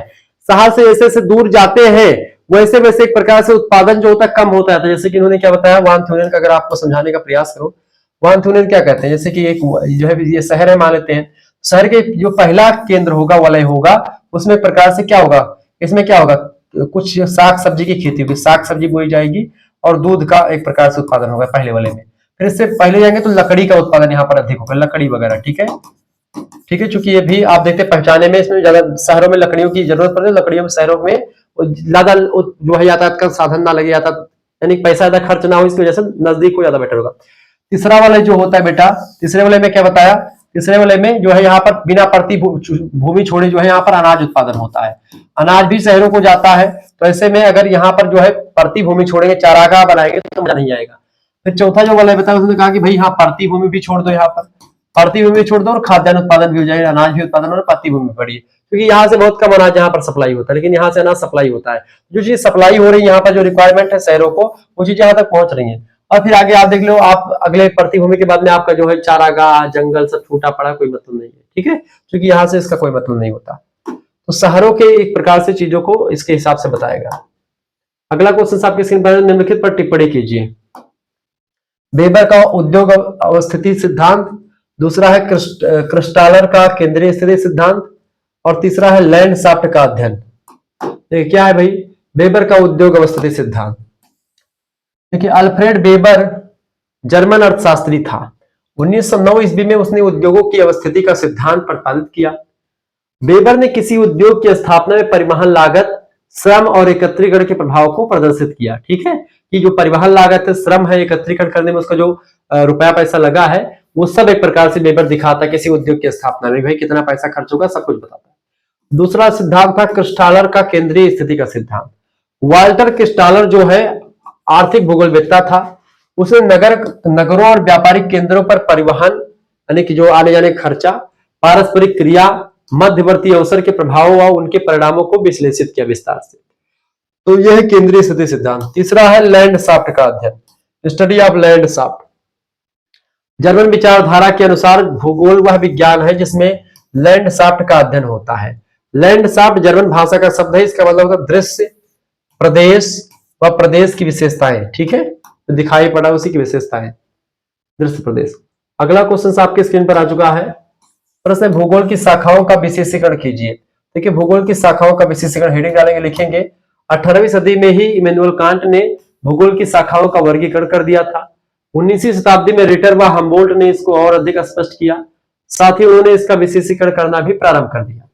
20वीं शताब्दी के मध्य से इस दिशा में विशेष कार्य किया गया। भूगोल की शाखाओं का विशेषीकरण इस प्रकार किया गया है कि प्रत्येक शाखा एक स्वतंत्र विज्ञान ही भी हो गई है जियोग्राफी की। जैसे कि जलवायु विज्ञान हो गया, मृदा विज्ञान अपने आप में एक विषय बन चुके हैं, भूभौतिकी, भूगणित, स्वास्थ्य भूगोल, कृषि भूगोल, परिवहन भूगोल, सैन्य भूगोल, आचरण भूगोल, वाणिज्य भूगोल अपने आप में एक सब्जेक्ट बन चुके हैं। इस तरीके से यही भूगोल की शाखाओं का विशेषीकरण है। ठीक है, क्योंकि अलग अलग सब्जेक्ट भी अपने आप में, मतलब अलग अलग जो है भूगोल के पार्ट भी अपने आप में एक अलग अलग सब्जेक्ट को दिखाते हैं। अगर आपको हमारे साथ जुड़ना है तो आप जैसे एजुकेशन का जो दूसरा पेपर है, milestone and new dimension of Indian education, ये भी आपको मिल जाएगा। ठीक है, शिक्षा शास्त्र का ये दूसरा पेपर है। पहला पेपर का ऑलरेडी अवेलेबल है, तो पहला पेपर दूसरा पेपर सभी का पीडीएफ आपको मिल जाएगा। शिक्षा शास्त्र का, जियोग्राफी का, सोशियोलॉजी का, हिस्ट्री का, पॉलिटी का, सभी का मिल जाएगा। जिन बच्चों को जुड़ना है, लिखित वालों के लिए महात्मा गांधी वाले बच्चे, चौधरी सिंह मेरठ विश्वविद्यालय वाले बच्चे, राम मनोहर लोहिया वाले बच्चे, जिनका पेपर अभी नहीं हुआ है, उन सभी के लिए लेक्चर अभी ज्वाइन कर लीजिए ग्रुप 91 61 93 60 62 पर आपको मिल जाएगा क्रैश कोर्स, जिसमें आपको सब कुछ, आपको वीडियो पीडीएफ सब कुछ आपको मिल जाएगा। अपना नाम, अपनी यूनिवर्सिटी का नाम, अपने सब्जेक्ट के लिए करके भी भेज दीजिएगा। मात्र 100 रुपए फीस रखी गई है। ठीक है, अगर आपका एक आते 2 सब्जेक्ट, एक सब्जेक्ट केवल बचा होगा, एक सब्जेक्ट, अगर एक सब्जेक्ट होगा तो 50 रुपए फीस में आपका सेंड कर देंगे। लेकिन अगर आपका 2 सब्जेक्ट है, 2 सब्जेक्ट प्लस में को करिकुलर, तो आपके लिए 100 रुपए फीस रखी जाएगी। ठीक है, 100 रुपए फीस वैसे है ही 100 रुपए, लेकिन कम कर दिया, अगर एक सब्जेक्ट होगा तो 50 में ही आपका कर देंगे। ठीक है। इसमें स्क्रीनशॉट आपके पास एक स्कैनर भेजेंगे, उसी पर आपको 100 रुपए फीस जमा कर देनी होगी। उसके बाद में आपको जोड़ दिया जाएगा ग्रुप, पीडीएफ और ग्रुप से आपको जोड़ दिया जाएगा। ठीक है, पीडीएफ मिल जाएगी, इसकी सभी की पीडीएफ मिल जाएगी, सभी इससे पहले क्वेश्चन पेपर वगैरह जो भी होंगे सब कुछ आपको मिल जाएगी, जो भी क्लासेस हुई हो सभी की प्लेलिस्ट की लिंक मिल जाएगी, सब आप देखिएगा आसानी से। वैसे वीडियोस आपकी यूट्यूब पर ही अवेलेबल है, आप उसको फ्री में देख सकते हैं, लेकिन अगर आपको पीडीएफ से पढ़ना, पीडीएफ चाहिए, पीडीएफ के लिए आपको पेमेंट करना पड़ेगा। ठीक है, धन्यवाद। वीडियो को लाइक कर दीजिए, चैनल पर नए तो सब्सक्राइब कर दीजिएगा। मिलते हैं फिर नेक्स्ट वीडियो में, तब तक के लिए जय हिंद, जय भारत। आप सभी का बहुत बहुत धन्यवाद। हमारे साथ जुड़ने के लिए इसी प्रकार से अपना प्यार हमेशा बनाए रखेंगे। बहुत बहुत धन्यवाद, बहुत बहुत धन्यवाद आप सभी का हमारे साथ जुड़ने के लिए। ठीक है, ऐसे ही प्यार हमेशा बनाए रखिएगा। इसी उम्मीद के साथ मैं मिलता हूँ नेक्स्ट वीडियो में। धन्यवाद।